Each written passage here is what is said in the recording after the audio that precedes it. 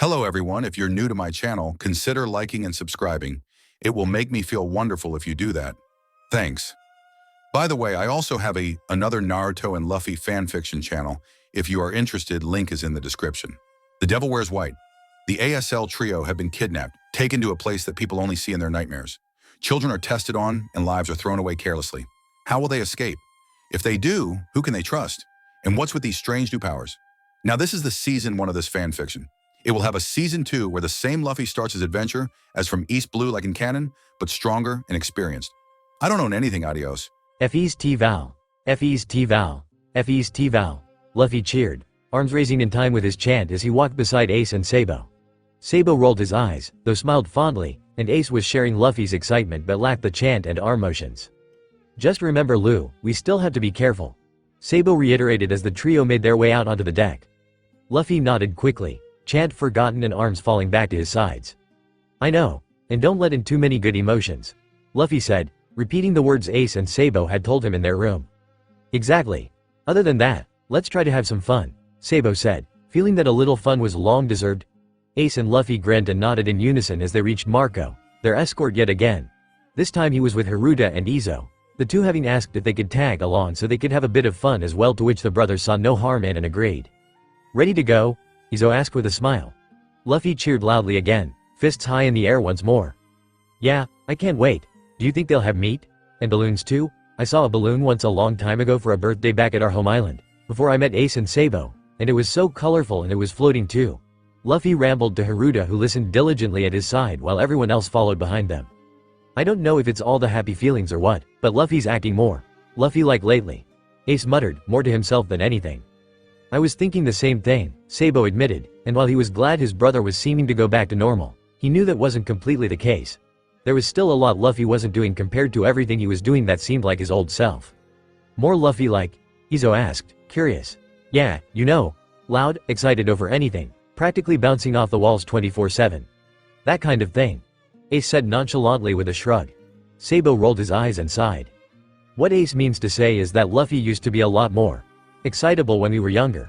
He didn't exactly have a lot of self-preservation and would always get himself into dangerous situations in the blink of an eye.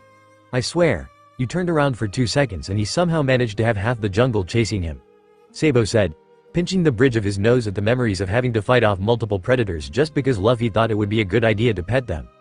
I wouldn't have guessed, Yoi, Marco said honestly, because everything that he and everyone else on the Moby had seen said otherwise.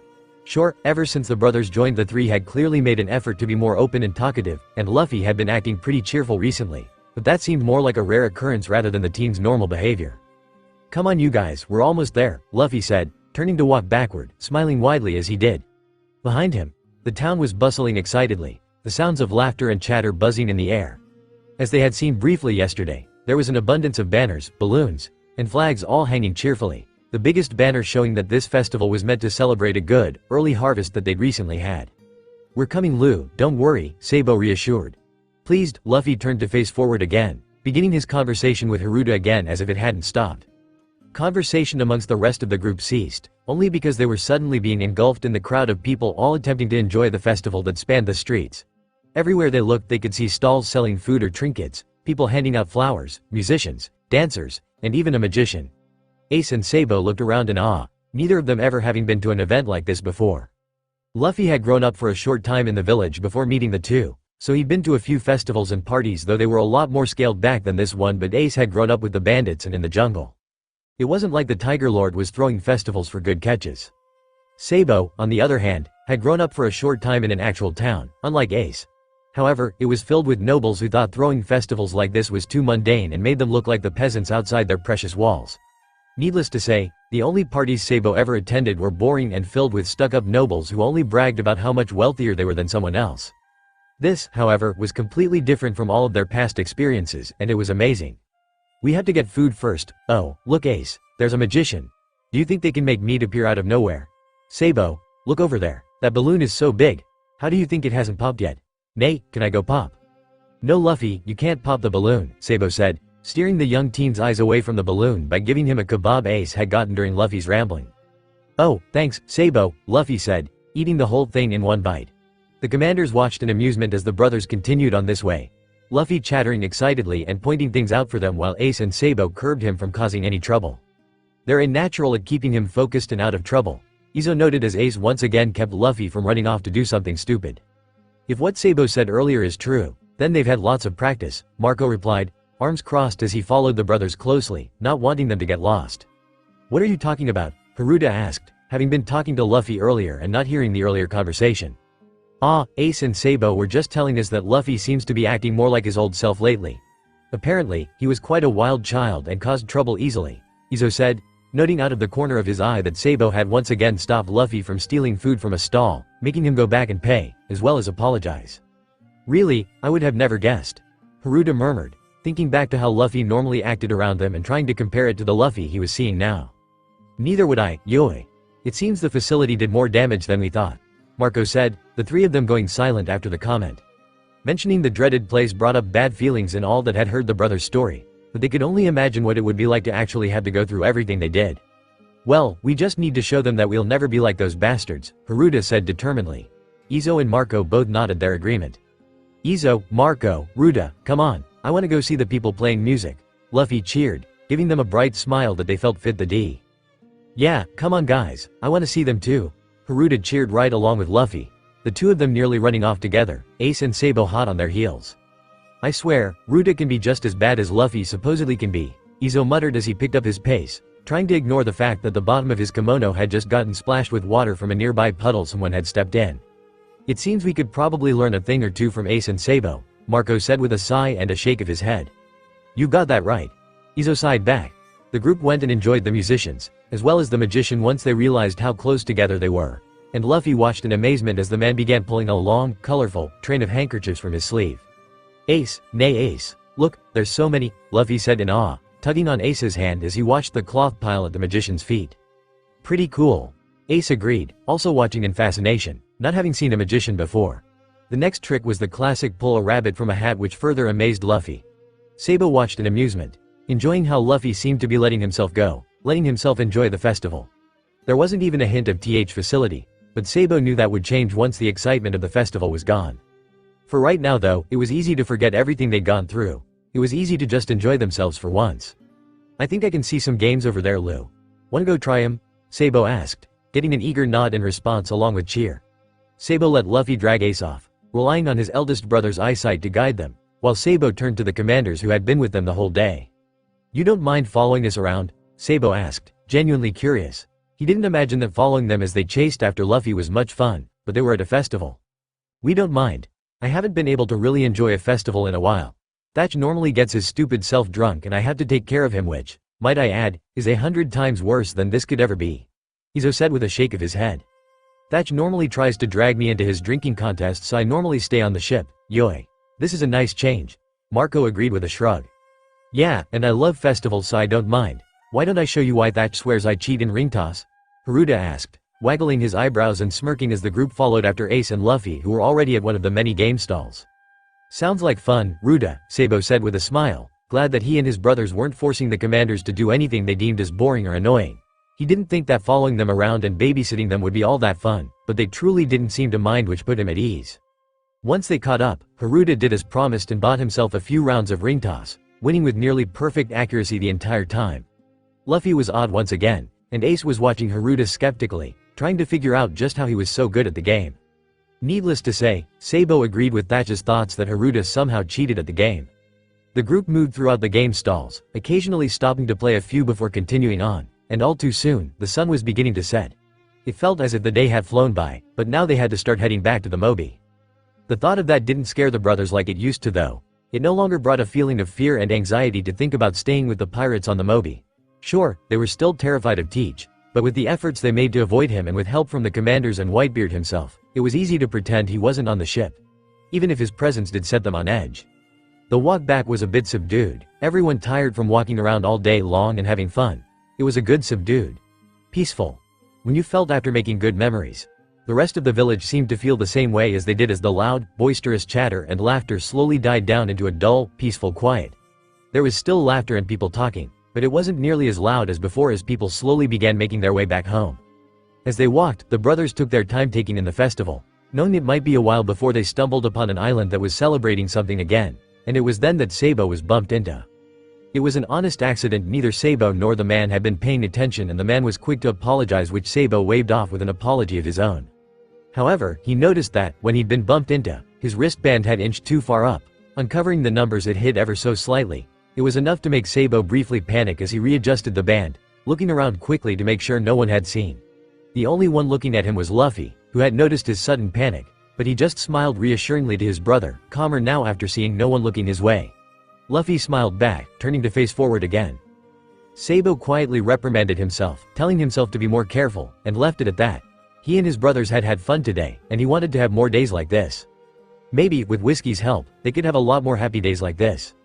He had been looking around nearly all day now. First, he had waited by the infamous Moby, careful not to be seen by any of the pirates. But as the village grew more and more animated due to the festival and more pirates bustled off their ship to join in, it grew harder for him to find any sign of the three he'd seen yesterday.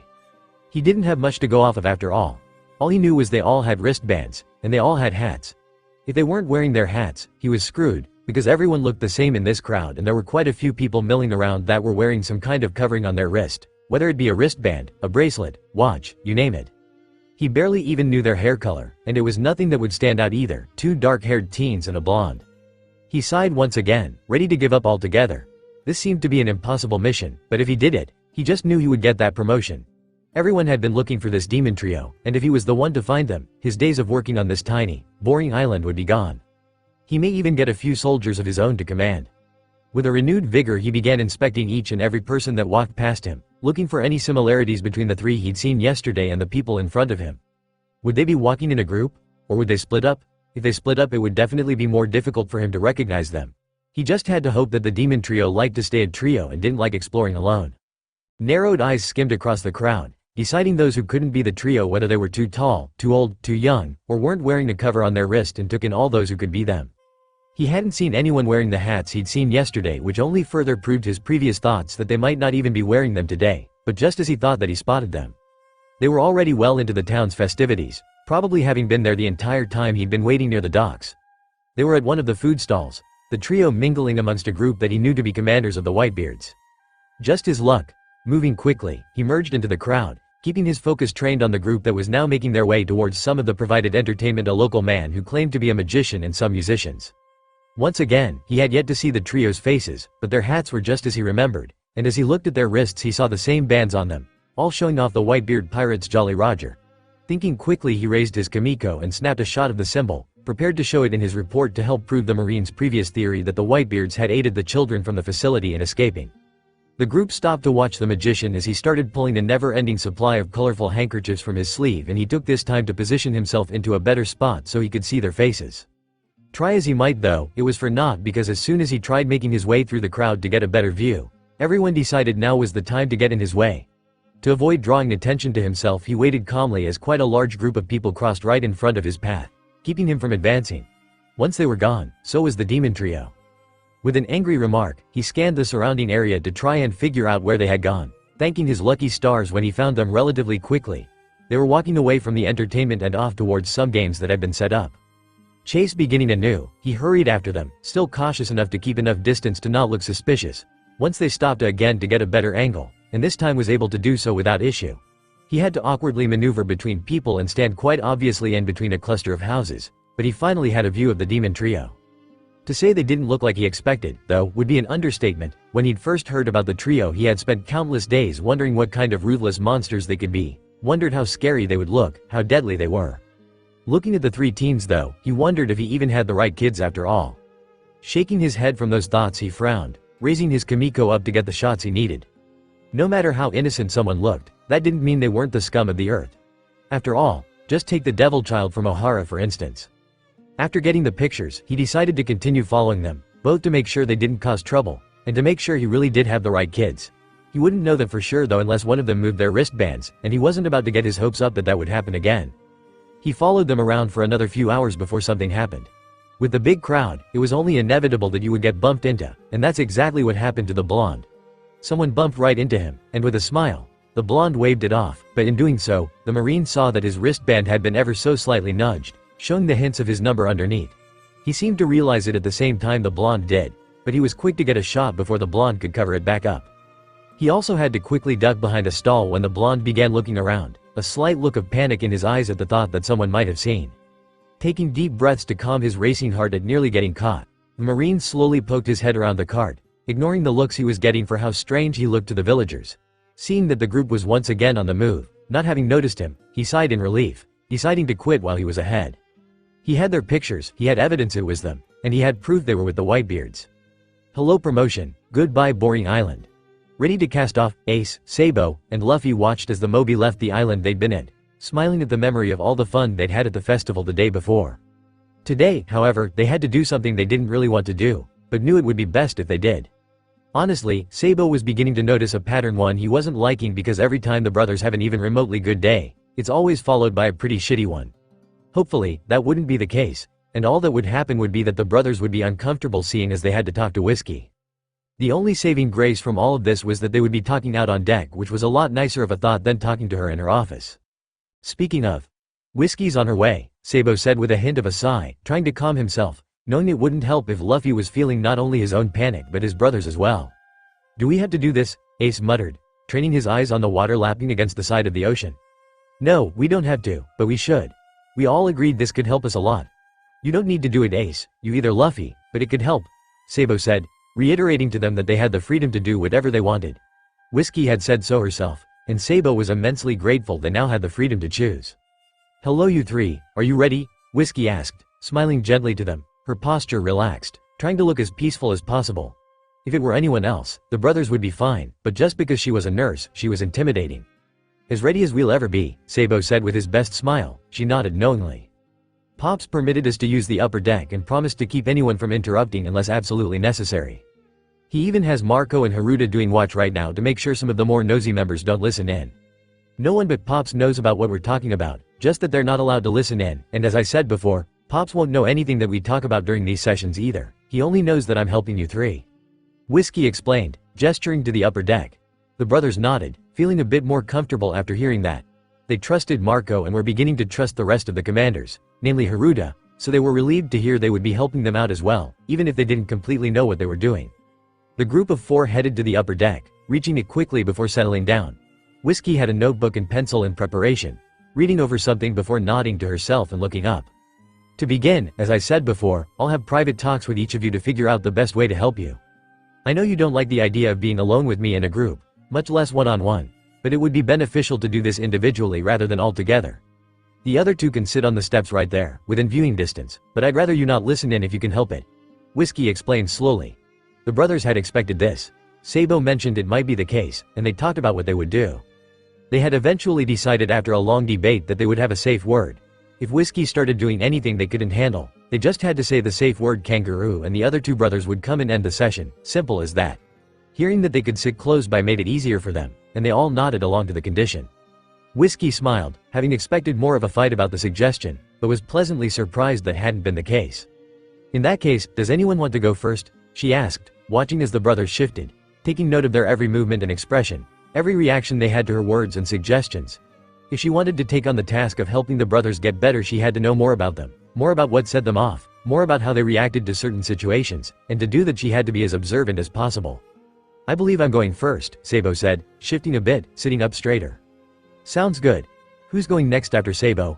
Whiskey asked so she knew which one to call after she was done talking to Sabou. Me, Ace muttered. And that means Luffy last then. If you don't mind, Ace, Luffy, could you go sit over there? I'll call you over when we're done. Whiskey said after taking note of the order. The two nodded a bit hesitantly, but got up and left without any argument. Whiskey and Sabou watched as they walked to the step, sitting on the second one from the top, before beginning to talk amongst themselves. Starting is always the hardest, but remember, at any time you can ask me any questions you might have, Whiskey said as she turned to a new sheet of paper in her notebook, Sabou watching her carefully and nodding. I know that everything you three went through was traumatizing, but I don't know to what extent seeing as I haven't heard anything about your past. I'm not asking you to tell me everything all at once, but it would help if I did know more. However, why don't we start somewhere a bit easier? What's something you want to be able to get out of this? Something you have difficulty doing now that you want to get better at? Whiskey asked, leaving Sabou to think for a moment. I think I want to be able to do a few things. Maybe have fewer nightmares, or even be able to walk by new people without being so scared, Sabou said, shifting a bit. It always was uncomfortable for him to share his feelings with those he wasn't close with. Ace and Luffy were always the two he could talk to about anything, and it was weird letting in more people. "Do you have nightmares often?" the nurse asked, writing as she spoke. Sabou merely nodded in response. "How often? Every week? Every few days? Every other night?" Sabou shifts again, reminding himself that this was something he had to talk about if he wanted help. "Most nights. Sometimes every other night," he answered, gaze shifting to the deck in between him and the nurse. "And how far apart would you be okay with the nightmares being? Would you want them to be gone completely, or would it be fine for you if they only happened a few times a month?" Whiskey continued questioning. "It'd be nice if they stopped completely, but I don't know how realistic that is, so I'm fine with just a few times a week if anything," the blonde replied truthfully. It was exhausting to have nightmares every night, so if he could even have a day or two break in between, that would be all he would need. "What about what you said earlier? Walking around strangers. How do you normally feel when confronted with someone you don't know?" Whiskey asked, flipping a page in her notebook. "Cautious, nervous, scared," Sabou said, swallowing. "And you want to meet someone new without feeling any of that?" Whiskey asked, Sabou nodding in answer. "Well, that should be all for now. This was only the first session, so it may not have been as in-depth as the next few could be, but it's a good start. It helped you set some goals for the end result, and it let me know what we should start working on. If you want to keep doing this, then I suggest we have another one of these sessions later in the week," Whiskey informed, Sabou nodding along, showing he understood. Honestly, he was kind of surprised that it was over so soon and that everything he had feared would happen hadn't. Not once did Whiskey do or ask him to say anything that he wasn't okay with, and he was a bit amazed that a nurse of all people hadn't tried dragging anything out of him against his will. Right, he had to change that way of thinking, because not all nurses were bad. "Thank you, Whiskey. I'll see you next time then," he said, brushing his pants off as he stood. Whiskey smiled to him, saying her own farewell before calling Ace over. The eldest's head turned, a scowl forming on his face instinctually before Keith stood up. He ruffled Luffy's hair and grumbled something that the nurse couldn't hear but had Sabou rolling his eyes. Sabou smiled at his brother's stubbornness but decided that was probably how he was coping with all the new things happening around him. Ace was obviously reluctant as he walked over to the nurse and sat down in front of her. She didn't seem to take offense to it though and continued to smile at him, which he didn't know if he liked or not. He didn't know what she and Sabou had talked about, but the blonde hadn't abandoned the session, and he didn't look too shaken up afterward, so it couldn't have been all that bad. Despite these thoughts though, Ace still found it difficult to be sitting and talking to a nurse of all people, willingly. "Hello, Ace. I appreciate that you decided to talk with me. I know how hard this must be for you," she said, turning pages in her notebook. Ace shrugged, shifting nervously. "So not that bad, I guess," he said, but knew his own words were a lie. For him, this was borderline torture. He had agreed to try and get help from the nurse though, so he would stick it out for at least the first session. Still, something like this is hard for most people to do without the right encouragement. People who need help normally don't get it until it's too late, Whiskey said. Ace didn't quite know how to respond to that and opted for silence, deciding the nurse would probably continue the conversation. "We'll start the same way I did with Sabou, and remember, you can ask questions at any time, so feel free to interrupt me if you have to," Whiskey reiterated for Ace, who nodded. "Good. Now, what's something you'd like to get out of these sessions? The trauma you've had to face has no doubt changed your personality, or maybe even your thinking. What's something you want to be able to do later that you can't do now?" Whiskey asked. Ace thought for a moment, looking towards his hands that were holding onto his ankles as he sat criss-cross on the deck. "I don't know. Be able to, control my emotions better. It used to be worse, but whenever I don't know how to handle my emotions I just get angry about it and explode, and that's not good around Luffy cause then he gets angry too, and I don't want that to happen. And I don't like the nightmares either," Ace admitted, trying to force away the flush from admitting to someone the things that he had issues with. It was true though, he'd never been all that good at expressing his feelings and it normally made him angry as a result. Not to mention, having nightmares every night was a pain in the ass. "That's a good goal, Ace. Having difficulty expressing yourself is alright, it happens to the best of us. Honestly, I have issues with it myself at times, so I understand wanting to get more control over it," the head nurse said, still smiling gently. Her words made Ace look up, a bit of skepticism in his eyes at her words, but mostly believing them to be true. She didn't look like she was lying just to make him feel better, but he wouldn't know for sure unless Luffy got a read on her feelings and told him. "What emotions do you have the most difficult time with?" Whiskey asked, continuing the questioning, snapping Ace out of his thoughts. I used to be really bad with people showing me any kind of affection. I used to be mean because I didn't really know how to respond, and if I get flustered or too confused I just get angry instead," Ace explained, watching Whiskey's pencil glide along her notebook as a way to focus on something that wasn't the nurse herself. "And the nightmares? Do you want them gone completely, or would you be happy with having them every once in a while?" Whiskey asked.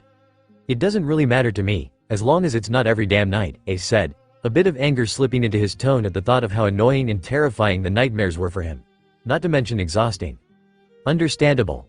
Whiskey said before giving Ace the same closing she'd given Sabou, telling the eldest that this was only the first session, which was meant more for him to set goals rather than get into anything too heavy right away.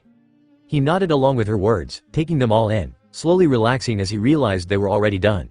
He hadn't even realized before that Sabou's session had been so quick, too nervous about his own to notice, but now that he was done with his own he realized that it had only been about 10 minutes long. Are all sessions gonna be this short? Ace asked curiously. No, as I said, this was only the first session. Normally they'll be about 30 minutes to an hour, seeing as we'll have much more to talk about, she said. Ace nodded understandingly. Well, it was nice speaking with you, Ace. I hope you'll continue these sessions, Whiskey said as a means of a farewell. Ace said his own goodbye as he stood, mind still reeling at the fact that this session had been a lot easier than he had expected. Sure, they hadn't even talked about much yet, but he was relieved that Whiskey didn't seem to be expecting him to talk about anything he wasn't ready to talk about yet. As he had these thoughts, he heard Whiskey calling over Luffy for his own session and began subconsciously sending the youngest bursts of warmth, knowing he was just as nervous, if not more, as he had been. Luffy stood a bit slowly from the step, Sabou patting his back reassuringly and telling him something quietly, to which Luffy nodded. Ace and Luffy passed each other, and Ace clapped Luffy's shoulder, telling him it'd be alright before going to join Sabou on the step. Luffy didn't know how to feel about this at all. On one hand, he was extremely nervous about having to talk to the nurse, someone he still couldn't figure out whether they were a good person or not, and on the other, he felt that this would go just fine because Ace and Sabou seemed to be alright.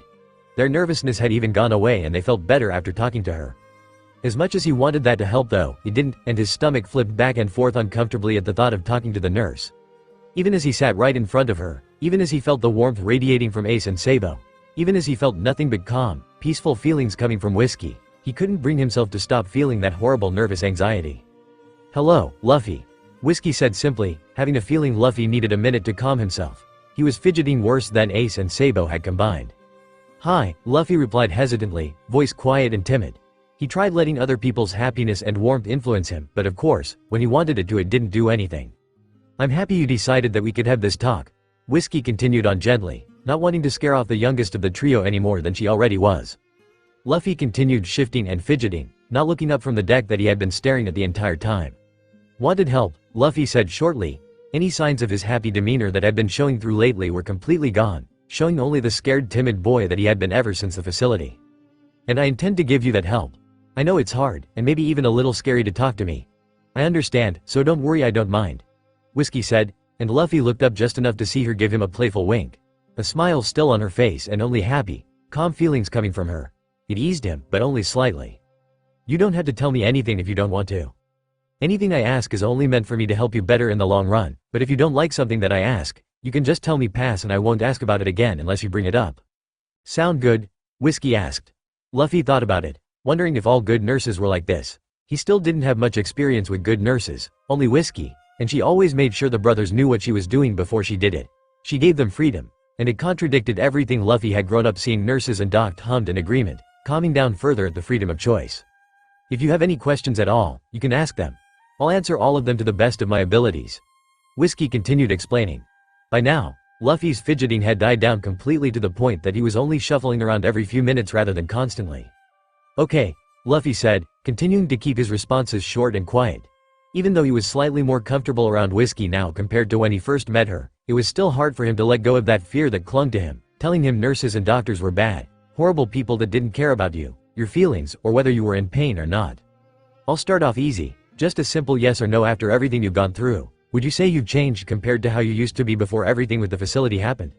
Maybe you act different, or think differently than you used to? Whiskey asked, her tone becoming even softer and gentler than before at the sensitive topic. Luffy flinched at the mention of the facility but nodded. He knew he had changed, it was obvious he had, and it made him hate the facility even more for being able to have that effect on him. He just wanted to be the way he used to be, but that seemed like an impossibility now after everything he'd been through. Yeah, Luffy said, earning a nod from Whiskey as she started writing more notes down. And do you like the changes? Whiskey asked, making Luffy frown a bit.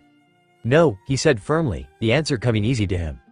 What's something you'd want to change? The nurse asked, making him think. He'd never really thought about anything specific before, he just knew he wanted to change, wanted to go back to normal. I want to stop being scared, and I want to stop having nightmares. I don't like being scared all the time. Luffy said, his voice small and timid again, practically shrinking in on himself as he looked at the deck again rather than the nurse. "Is there anything in particular that makes you scared? I know you don't like nurses, but is that it or are there other things you're scared of?" Whiskey asked, and Luffy thought about whether he wanted to answer the heavy question. I get scared of strangers and people with bad feelings, and I'm scared of being alone," Luffy said, listing the things he knew he was scared of. "And your nightmares, do you have them often?" Whiskey asked, having a feeling she knew the answer already after having spoken to Ace and Sabou. Luffy hummed, nodding instead of speaking.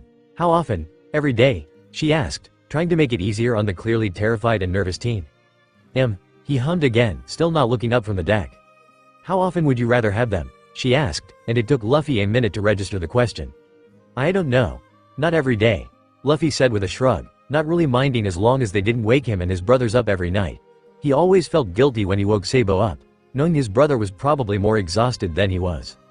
It was quiet a moment while Whiskey continued writing something, but eventually, she stopped, putting the notebook down and smiling to Luffy. "Well, I think that's all for now," she said, surprising Luffy, expecting something else to happen, expecting to have not liked the talk with the nurse, but he found that it hadn't been all that bad.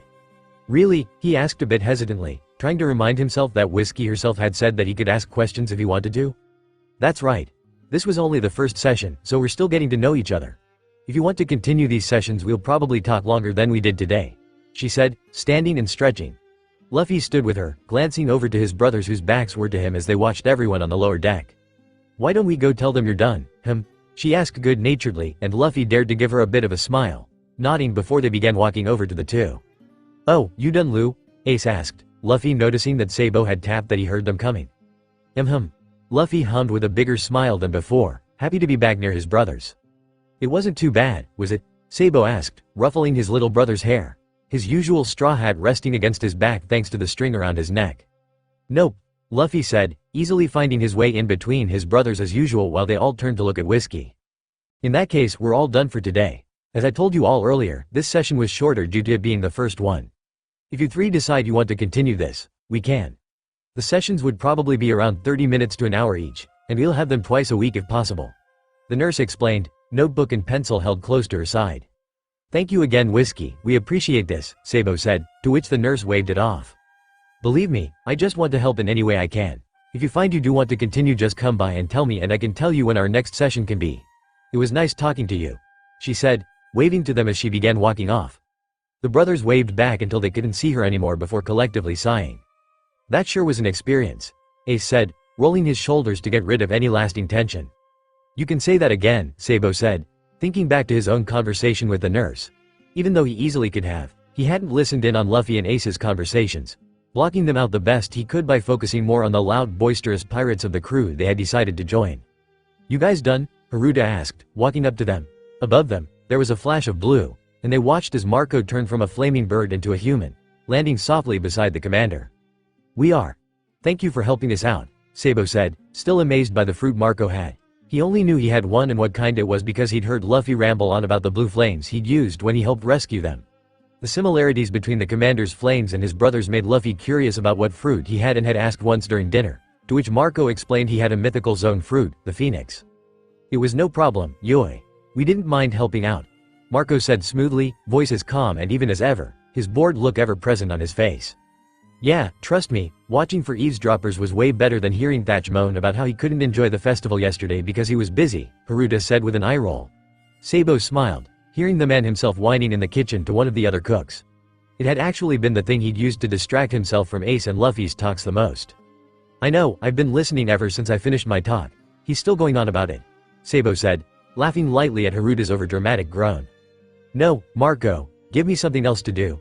Tell me I have to go do some important work, please," Haruta practically begged, this time making the first commander roll his eyes. "You don't need me to tell you about all that paperwork you haven't done, Yoi," Marco said, making the other commander perk up in glee. "Yes, you're right, thanks, Marco. See you guys around," Haruta said before spinning on his heels and nearly running towards his room, ignoring the strange looks he got for it. "I feel like this is a reoccurring thing," Ace said with a raised eyebrow, watching the commander run. He laughed as he saw him nearly fall after he tripped over his feet.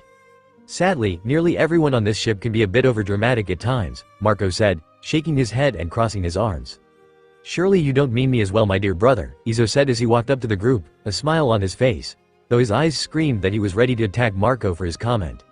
Of course not Izo, Yoi, Marco said, not turning to look at his ship brother. Smiling to the brother has made Izo frown and huff, but he didn't seem to take too much offense to the words, instead turning his attention to the brothers.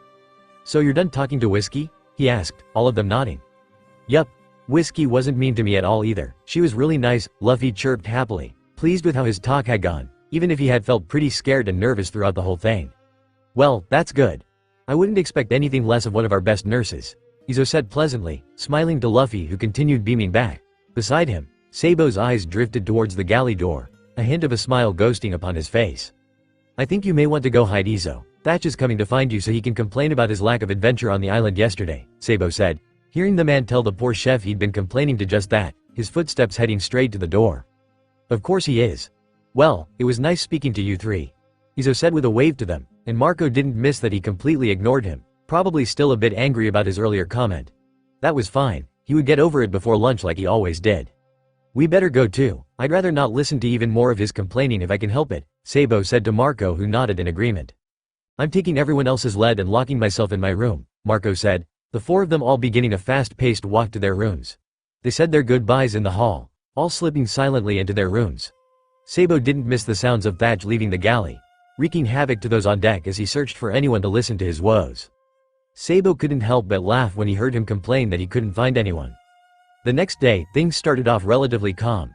The brothers woke up easily, blessed with a night of dreamless sleep, and Luffy told them Teach was once again no longer on the ship, which was fantastic news. The three left their room, deciding they wanted to go to the deck to hang out until breakfast was ready. Like usual, there weren't a lot of crew members out and about, most still trying to get a few more minutes of sleep. A few commanders were out, as well as Whitebeard, so the brothers decided to sit close by to them. Marco and Izo were in the middle of a conversation together, as well as Jiru and Jozu, and Haruto was sitting against Whitebeard's chair, polishing his sword. When the brothers walked over, everyone greeted them happily, to which they replied with greetings of their own before sitting with Haruto. How has your morning been so far, my sons? Whitebeard asked them collectively. The three of them still didn't quite know how they felt about the term that Whitebeard referred to them as, but they didn't say anything about it.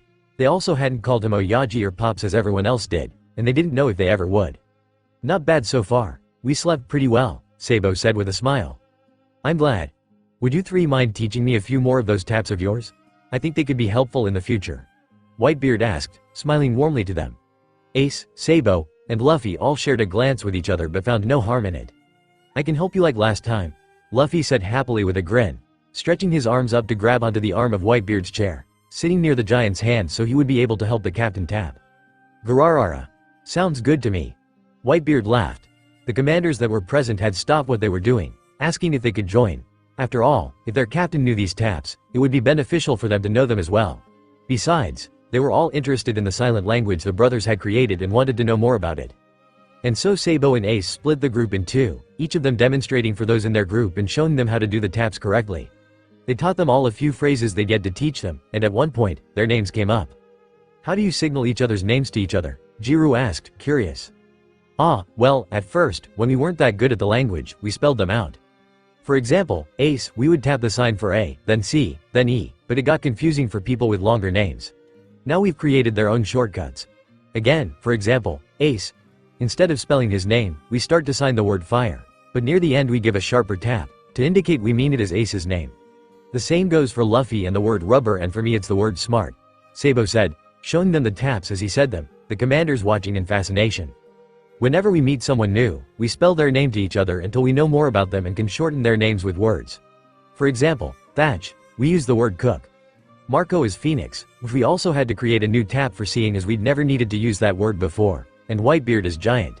Sabou continued, showing them the taps. That's pretty clever. Jozu commended, making the brothers smile at the praise. The group's attention turned to the sky when they heard the news crew arriving, and a few commanders signaled for a paper. The brothers watched as they received the news, paying the bird and watched it fly away. Oh my, Izo said, eyebrows raised in response at the front page. What is it? Haruto asked, not having bought himself a paper. You three made front page again, Yoi, Marco said with a sigh, and the brothers felt that it wasn't anything good. Oh yeah? Ace asked, frowning. Izo opened his paper, pulling out what looked to be updated and new wanted posters. Look at these, he said, raising 3 of the pages and showing them their own wanted posters. Instead of an empty spot for a picture, they each had their faces plastered on the paper, shocking the brothers, and they had been raised 50 million for a grand total of 150 million. Of course they found us. Ace growled out, anger quick to raise its ugly head. Be grateful they don't know our names, Sabou muttered, staring at his own picture.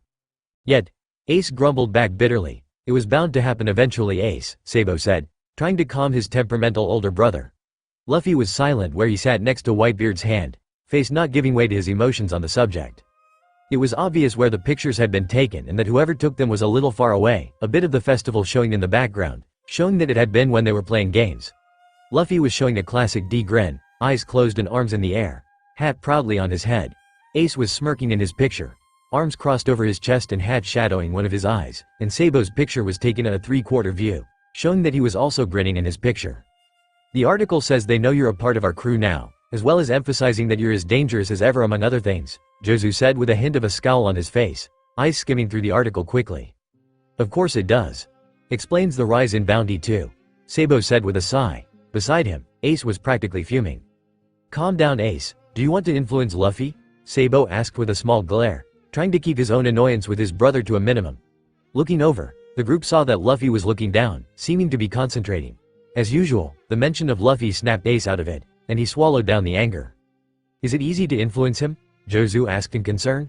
Not usually, no, especially if he has distractions or other feelings he can focus on, but Ace's anger tends to get out of control to the point that it can be a bit overwhelming for Luffy, Sabou said, still watching Luffy carefully. He seemed to be doing okay now that Ace had calmed down. His lips, which had been pressed thin, were now back to normal, only slightly downturned. Is there anything we can do to help? Jiru asked, and Sabou turned his attention to the commanders who all looked worried for his brother. Yes, but it's a bit difficult to explain. Basically, you need to convince yourself to feel a certain emotion, particularly good ones like happiness. If you feel happy, or peaceful, or calm, Luffy can pick up on it and use it to calm down, Sabou said, doing just that himself and sending Luffy peaceful, calm feelings while Ace tried doing the same beside him. It seemed Luffy was feeling better now, and Sabou cursed the Marines once again for being able to have so much power over the brothers. His thoughts were interrupted when the announcement that breakfast was made sounded. Everyone out on deck began shuffling to the galley, the commanders, brothers, and captain still sitting. Well anyways, they still don't know your names, so that's good, Jiru said with a cough, trying to ease the tension that had arisen during their conversation. Sabou sighed, Ace scowled and Luffy shifted a bit, but otherwise was fine. With that, their group began heading to breakfast as well, the rest of the commanders appearing and joining them as well. The tension left with the addition of the rest of the commanders as well as food being able to distract them, and new conversations began sprouting up. Thatch joined their table eventually and gladly joined in on the chatter around him. Luffy looked to be feeling better if the smile on his face was any indicator, and Ace was even joining in on a conversation with a couple of the commanders too. No way, I don't believe it, Haruta said with a firm shake of his head, many other commanders agreeing with him. Ace merely shrugged, a smug grin on his face. Doesn't matter if you believe it or not, it's true, Ace said, eating another mouthful of food. Beside him, Luffy was snickering while continuing to stuff his own face, and Sabou was grinning. Weekend of East Blue Island has animals that large? Rikuyo asked skeptically. Ours. Ace said simply. Remember that one time we found that giant boar, Shishishi? It almost got you, Ace. Luffy laughed, Sabou beginning to laugh as well. Ace turned a glare on the youngest, pausing in eating his food. That's only because you, Sabou instinctively reached his hand out past Luffy, catching his brother's head before it could fall into his food. Luffy continued laughing as if nothing had happened, and the commanders and Whitebeard blinked in shock. Is he okay? Atmos asked as Sabou moved the food away from Ace's place, putting the eldest's head on the table. Yeah, it's just his narcolepsy, he'll be awake again soon, the blonde said, satisfied that his brother wouldn't get hurt now and returning to his own food. One time, Ace fell out of the tree we were hiding in and Ji-chan found him. Me and Sabou ran away before we saw what happened, Luffy said, remembering the day easily. How did you know he was about to fall asleep? Whitebeard asked, curious. The way Sabou caught his brother made it seem as if there had been some warning beforehand. When Ace has a sleep attack, his emotions get all weird, and then they get all fuzzy, like when someone falls asleep, Luffy explained. Luffy usually warns me that it will happen, and if we're lucky, Ace himself can signal he's about to fall asleep, but that's not always the case, Sabou added. That's pretty handy, brought it back to the treehouse, Ace suddenly exclaimed, head shooting up from the table and scaring a few of the commanders, namely Thatch, who nearly fell off the bench. Welcome back, Sabou said without skipping a beat, taking a bite of eggs. How long? Ace asked, rubbing his head and blinking his eyes a few times. Only a minute, Luffy said, still grinning happily as he finished his food, stealing bits of Ace's. Oi, you little twerp, that's mine, Ace said, scuffing Luffy on the back of the head. eliciting more laughs from Luffy, who didn't mind in the slightest. There were some chuckles around them from those watching the interaction, but Ace ignored them and opted to finish his food before Luffy could grab any more.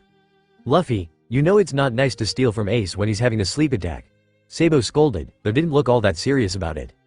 "Gee, real convincing there, Sabou," Ace muttered, scowling. Sabou sent him another smile and laughed once more before finishing his food as well. "If I thought Luffy would actually listen, then I would try harder, but you and I both know that when it comes to food and Luffy, he makes his own rules," Sabou said, placing his empty plates on top of Luffy's, and then those onto Ace's, before handing them to Thatch. "In any case, it was nice talking with all of you," Sabou said, the three of them standing and saying their goodbyes. The commanders and captain said their goodbyes as well, and then the brothers left, heading towards the infirmary. They had spoken about whether they wanted to continue their sessions with Whiskey, and after talking for a bit about it, they decided it would be best if they did. They were all pleasantly surprised at the way Whiskey handled the talks with them and found that they didn't mind talking to her all that much. If they got past all of the nervousness and anxiety they felt about nurses in general, then it would probably be a whole lot easier, but as it was now, they just had to push through that part of it. They wanted to get better. They wanted to be able to accept a nurse's or a doctor's help. They wanted to do a lot of things that they now couldn't thanks to the facility. The only way they found that they could do that was if they went through with the help Whiskey was offering to give them. Once they were in the infirmary, they found the head nurse and went straight toward her. They told her they wanted to continue the sessions, and she scheduled a time later that week that they could talk to her. The whole interaction only took a handful of minutes, but by the time they were heading back out onto the deck, many were finishing up with their breakfast. "Hey Ace, Sabou, Luffy," Haruta called from where he was sitting with Atmos. "Yeah?" Ace asked as they walked over to him. "I need you to settle an argument between Atmos and me," Haruta said, a look of annoyance on his face. "An argument?" Ace asked, all of the brothers equally confused. Haruta had this theory a while ago that Sabou listens and still whenever your names are mentioned. Half the commanders are divided on whether they think you do, or whether you don't. Atmos explained, obviously on the side that believed they didn't. "Yeah, so which is it? 'Cause if I were you, I would totally be listening in. Well, honestly, I would probably listen in even if I wasn't mentioned. But only in certain cases I guess," Haruta said, thinking of all the blackmail he could get on Thatch. Imagine all the sweets he could make Thatch make for him in exchange for him keeping his mouth shut. He shook those thoughts away. "Well, honestly, it's a bit 50-50. Sometimes I'll listen if it seems important, but most times lately I just let it go. Like I said before, I'm not exactly a big fan of listening in on people, but sometimes I can't really help it," Sabou answered with a shrug.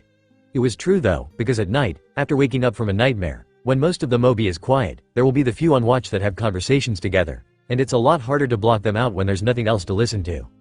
"Wait, so we're both wrong, and right?" Haruta asked. "Guess so," Sabou said, smiling to the two. "I'll take that," Atmos said happily, Haruta nodding in agreement. They thanked the brothers before heading off, and the trio decided to go sit by Whitebeard again. Marco, as usual, was at his captain's side, watching over the crew, and Flamenco was there as well, finishing his own conversation with Whitebeard before deciding to sit and relax as well. "Welcome back," Whitebeard greeted as they sat down. "Hi, Mr. Whitebeard," Luffy cheered, waving to the giant as he sat in between his brothers. "Did you have a talk with Whiskey?" he asked, having watched the brothers leave the infirmary. "Yeah, we're gonna be using the upper deck again later this week," Ace replied, trying to get used to actually replying to the pirates. Normally they left it up to Sabou to converse for them, but now that they were a part of the crew, he wanted to be better at having his own conversations and not relying on Sabou all the time. "That's fine, as long as it's helping you boys, I don't mind," Whitebeard said sincerely, making the brothers feel warm. With that, a new conversation began between the brothers and the two commanders, Whitebeard merely watching with a smile. Flamenco was talking to them, wanting to know more about their abilities, and occasionally Marco would ask a question of his own. The brothers didn't mind sharing more about themselves, not like they used to, so it was easy for them to respond and explain the different nuances that came with having heightened senses. "So you can see really far, and you can see in the dark?" Flamenco clarified, Ace nodding. "Yup. Everything looks a bit dim, like when you wear sunglasses, but other than that, it looks just like morning even when it's dark out," Ace said. "Doesn't that make it harder to sleep, because it's never dark?" Marco asked curiously. "Nah, not really. I've had enhanced eyesight for years. It was kind of annoying at first, but everything's dark once you close your eyes, so it's not that big a deal," Ace said with a shrug.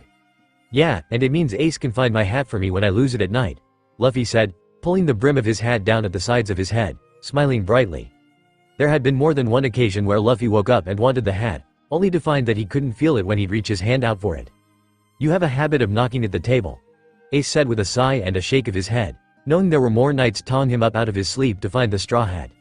It usually resulted in waking Sabou up too, because with Ace the closest to the wall, it meant he had to climb over his sleeping brother to get a look at the floor next to their beds.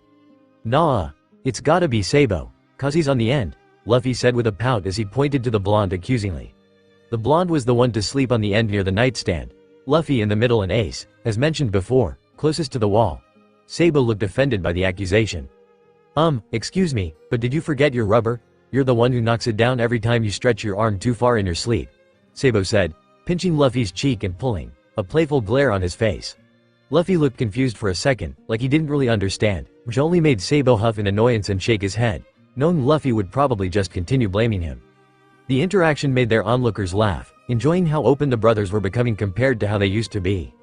When they had first met the brothers, they never would have imagined that they would ever get to this point, where they could ask a question and get an actual answer, where they could see the brothers truly relax around them. They had understood why the brothers had been so cautious about everything they did, but that didn't mean they weren't hoping for this to happen one day. Watching the three continue joking around and laughing with them was something they wanted to have forever. They wanted the brothers to always feel this comfortable around them. And if they had to fight a few Marines for it, they would. All clear? Over here is safe.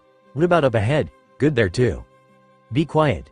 There was silence between them now, no one tapping or speaking as they waited. Two of them about 20 feet behind, not coming this way. We should go ahead then to avoid them. Sabou nodded before relaxing into an easier sitting position, hand moving from the deck floor to his lap. Haruta smiled triumphantly as he finished tapping, moving to a more relaxed position as well. The blonde sent his own smile to the commander, amazed at how quick he had picked up the different taps he'd been teaching him. Beside him, Ace was having similar conversations with Marco, and Luffy was doing the same with Whitebeard. They had decided they would go through some trial conversations with the commanders, or at least the ones skilled enough to do them, to test how well they could understand the silent language if it became necessary to use it. So far, Haruta, Izo, Jozu, and now Marco and Whitebeard had finished these trial runs, all of them passing with flying colors. The rest of the commanders had been too busy to learn, but they expressed that they still wanted to when they had time to. Namely Thatch. Seeing as the chef was busy cooking most of the day, there was only a select amount of time that the brothers spent with him, so it was no surprise that he hadn't quite gotten good enough to be fluent yet. Good job. I think you've basically learned all you'd need to know, Sabou said. There was still a lot of things that they weren't teaching them, because they still wanted to have some privacy should the brothers need to use their silent language, but for what they needed to know, Haruta was done learning. Sweet. I'm still shocked that you three were able to come up with a language this complex, but it's pretty cool too, Haruta admired, watching as Marco finished up his own conversation with Ace, passing easily along with Whitebeard who was speaking with Luffy. Lots of time with nothing to do meant we were able to spend most days coming up with different signs. There wasn't much to do besides think and talk with each other after all, Sabou said with a shrug, trying not to think too hard on the memories that came along with those words. From beside him, Izo and Kingdu walked up, greeting them. Are you finishing up? Izo asked. Just about. You up for some lessons to Kingdu? Sabou asked good-naturedly, smiling to the man who joined them and sitting on the deck. That would be nice. I have a bit of a break before someone in my division realizes they have a problem, the commander said with a huff of laughter, having dealt with a lot of complaints that day. I just finished my big exam, so he's all yours Kingdu, Haruta said, patting the commander on the back as he moved to sit with Izo, Marco and Ace instead. Sabou was quick to launch into a review of everything he'd last taught Kingdu as Haruta left.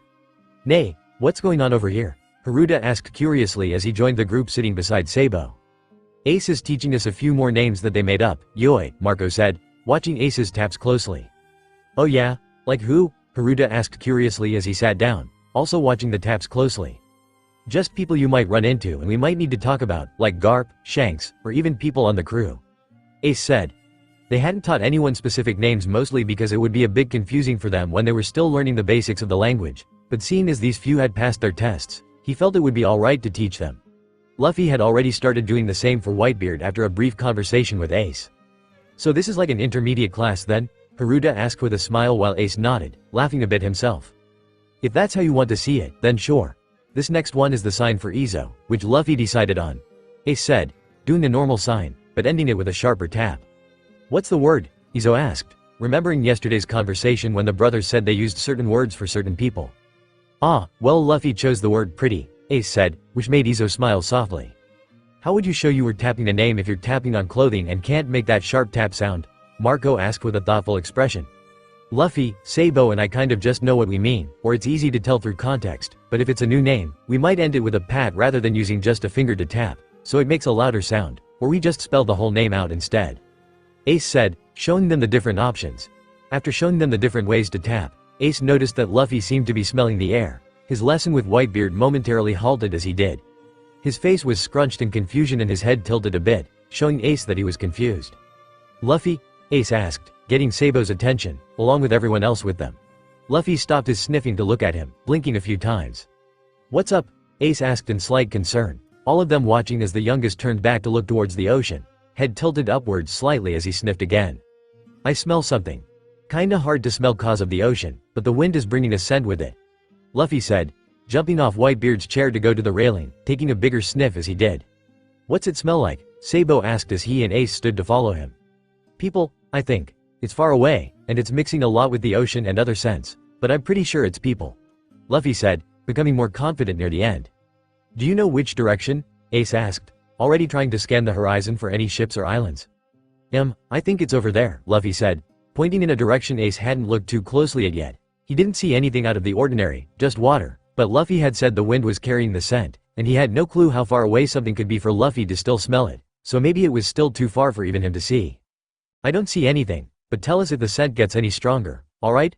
Ace asked, ruffling Luffy's hair as he did. Luffy nodded understandingly before jumping back up onto Whitebeard's chair and continuing where they left off as if they hadn't been interrupted in the first place. Everyone else decided to do the same, knowing Luffy would tell them if it was closer, and so they all joined Whitebeard and Luffy once again, resuming their earlier lessons as well. It was around a half hour later, nearing noon, when Luffy paused again to smell the air, this time gaining everyone's attention instantly. "Stronger?" Sabou asked, pausing in his lesson with Kingdu, and now Fosa. Luffy hummed, head once again tilted in thought.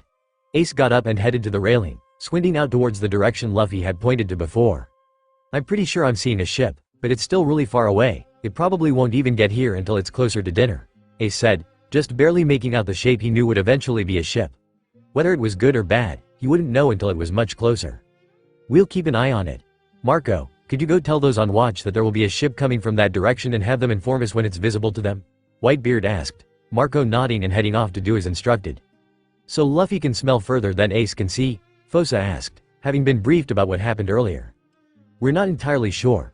We've never had a chance to measure how far our senses extend, but Luffy did say the wind was carrying the scent, which might have helped him smell it sooner," Sabou said. As he finished explaining this, the bell for lunch went off, signaling an end to the conversation as they all stood to head toward the galley. Once inside and seated, a new conversation began, mostly with the commanders speculating about what kind of ship it could be. It started with them wondering if it was even going to be hostile. Some suggested it could just be a merchant or passenger ship, but then the conversation turned towards the more likely candidates, from rookie crews thinking they were bigger than they were, to Marines who thought they could take on the strongest crew of the seas in the name of justice. "I think it's Marines," Luffy said casually as he began eating the food Thatch had just set down in front of him. "There's Marines?" Thatch asked, having been in the kitchen and not hearing about the ship spotting yet. After catching him up, he nodded and turned to Luffy. "And you think it's Marines?" he asked, Luffy nodding in response. "Why?" Blenheim asked, wondering if there was a reasoning behind the kid's thinking. "Smells like him," he said with a shrug, reminding the table that he could identify things by scent alone. "What do Marines smell like?" Whitebeard asked out of curiosity, making Luffy think. It was always interesting for everyone to learn more about the brothers' enhanced senses, almost like they were living a real-life work of fiction. "They smell like the sea, but everyone on ships usually do. They also smell really clean. I don't really know how to explain it, but pirates don't usually smell as clean as Marines do. And those merchant ships we saw a few times before smelled clean, but not this clean. It's almost like when we clean the deck, but a lot stronger," Luffy said, trying to explain the best he could. "Sounds right to me," Rikuyo said after a moment, shrugging. They couldn't smell like Luffy could, so who are they to say he was wrong? Besides, he was sure that the Marines were much cleaner than they were. It was expected of them to be. Not to mention, there was that newspaper confirming you three were with us. It might have spurred some of the less intelligent Marines to think they could take us on." Namur added, many nodding in agreement. Whenever the Whitebeards were in the papers, there was always a bit of influx in the amount of Marine and pirate attacks, everyone thinking they could defeat them and gain the notoriety of defeating the infamous Whitebeard pirates. "Only suicidal idiots think they can take us down, especially with only one ship," Curiel said, garnering laughs from the table. It amazed the brothers that, even though it was their fault the crew had to put up with the extra Marine fights, the crew didn't seem to mind or seem angry about it. They'd already come to the conclusion that the pirates weren't going to turn on them long ago, but it still shocked them to see how nice they were. Pirates in the past, namely Blue Jam, had never been anything but selfish and greedy, and they had no doubt that there were plenty of pirates just like that, but to be faced with such an outlier of a group was a little hard to comprehend. Lunch was quick to pass like always. When it came to food and the trio of brothers, it never lasted long, so in no time they were heading back out onto the deck. Ace noticed that the ship was closer yet, but still not enough for him to identify. Seeing as not many were out and about, the brothers decided to go and relax until more people were done. They had spent most of their morning with the commanders and captain, teaching them their silent language, which Sabou mused they should probably give a name. Now that there was a bit of a lull, they found it relaxing to just enjoy the sun and ocean breeze. It was always pretty picturesque looking over the railing and seeing the sun high in the sky, the ocean disappearing far past the horizon, and the occasional island or rock peeking out in the distance. On good days when there wasn't a cloud in sight, the blue of the sky rivaled the blue of the ocean, but when there were clouds, it changed the whole scene, adding a contrast that made everything that much more beautiful. The three brothers were all sitting on the railing. All three of them wanted to enjoy the view, while simultaneously keeping a close check on the ship growing ever closer to them. At one point they had to leave to do their chores, but other than that, they remained on the railing uninterrupted. Once Ace was able to identify the ship as being that of Marines, they told the captain and commanders, allowing everyone to make the proper preparations for a fight that was most likely to happen. And happen it did. As the hours dragged on, the ship slowly became more and more visible to everyone on the crew. As Ace had predicted, it was only an hour or two before dinner would be ready and served when the Marine ship made its way right beside the Moby. Everyone was tense, ready for the inevitable fight to break out at any moment. Shouting could be heard on the Marine ship, and Sabou easily heard that it was soldiers being told to get their weapons and be prepared for the fight ahead. Of course, there was a lot of nonsense about justice and the demon trio, but Sabou chose to ignore that in favor of making sure he and his brothers were prepared for the fight as well. Luffy was bouncing in anticipation, a grin on his face, while Ace had his arms crossed over his chest, fists clenched as he glared at the Marine ship. It was obvious he was annoyed, Sabou and Luffy already knowing it was because he didn't like how much control it felt like the Marines had over their lives, as well as the fact that the Marines were prepared to bring them back to a horrible place, naively thinking it was because they deserved it. Of course, Sabou and Luffy agreed with Ace's thinking and were pretty peeved with the Marines as well. However, Luffy was able to push his anger away in favor of a fight, and Sabou was more focused on making sure they didn't somehow get caught again instead of getting angry. Ace, as he mentioned before, had issues with his emotions, and instead of working it out healthily, he instead got even angrier. "Whitebeard, you'll hand over the demon trio this instant," the Marine captain shouted over to their ship, his voice demanding and full of bravado that had the entire Whitebeard crew rolling their eyes. "Now why would I do such a thing?" Whitebeard asked, the brothers feeling the familiar warmth washing over them at the fact that someone in their shitty lives actually wanted them to be safe, wanted them to be happy. "If you intend to defy us, we'll just have to show you the true meaning of justice," the captain shouted, his lackeys cheering behind him as they all began attempting to board them. The effect was immediate, and everyone jumped into action, ready to defend their ship as well as their crewmates. The brothers made sure to stay within view of Marco like normal as they too jumped into action. Even though they'd proved to the crew that they could hold their own, it was like an extra security to them to have the first commander within sight, especially when all of these Marines were here to get them.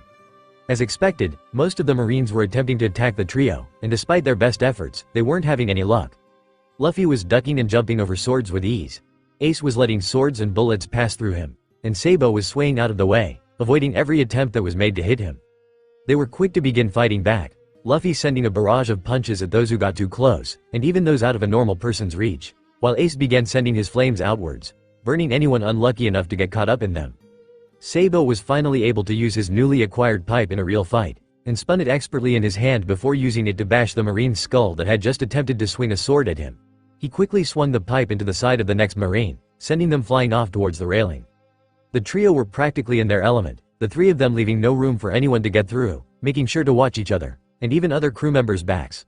Luffy outstretched his leg, using it to stab a Marine that was sneaking up on a crewmate to their left, and Ace shot some fire bullets towards a group of 3 Marines who thought they could jump off the upper deck to attack Namur. Marco was taking on the Marine Kafort, obviously having the upper hand against him, and Whitebeard was keeping a close eye on the fight, ready to interfere if necessary. The Marine ship wasn't too large, meaning the crew wasn't either, meaning the fight would be quick. This proved correct when Marco finally took down the captain, sending him flying back to his own ship. As always, once the captain was down, those who were still able to move were quick to begin retreating, carrying their wounded back to their own ship while the Whitebeards made sure they all got off the Moby one way or another. Ace, Sabou and Luffy all finished up fighting their own group of Marines, easily sending them all flying back to the Marine ship as well, scowls set on all of their faces as they did so. Of course, the Marines had to taunt them, calling them monsters, demons or even devils, but that didn't do them any good but make the brothers angrier, which resulted in a more brutal beating. Honestly, it was like the Marines had no self-preservation. It was almost as bad as Luffy. "Bastards," Ace muttered, arms crossed over his chest now as he glared at the quickly retreating Marine ship. Sabou shook his head and sighed, though shared the same thoughts and feelings as Ace did. "Though they may be just that, at least we got to get a good fight in," Sabou said in an attempt at getting Ace to calm down before his anger grew too out of control. It wasn't that Ace's anger was guaranteed to turn into a rage every time, but he was known to stew in his anger for quite some time if nothing was done about it, so it was best to calm him down as quickly as possible for both his own and Luffy's best interests. "Yeah, nay, Ace, did you see that one guy's face when I punched him?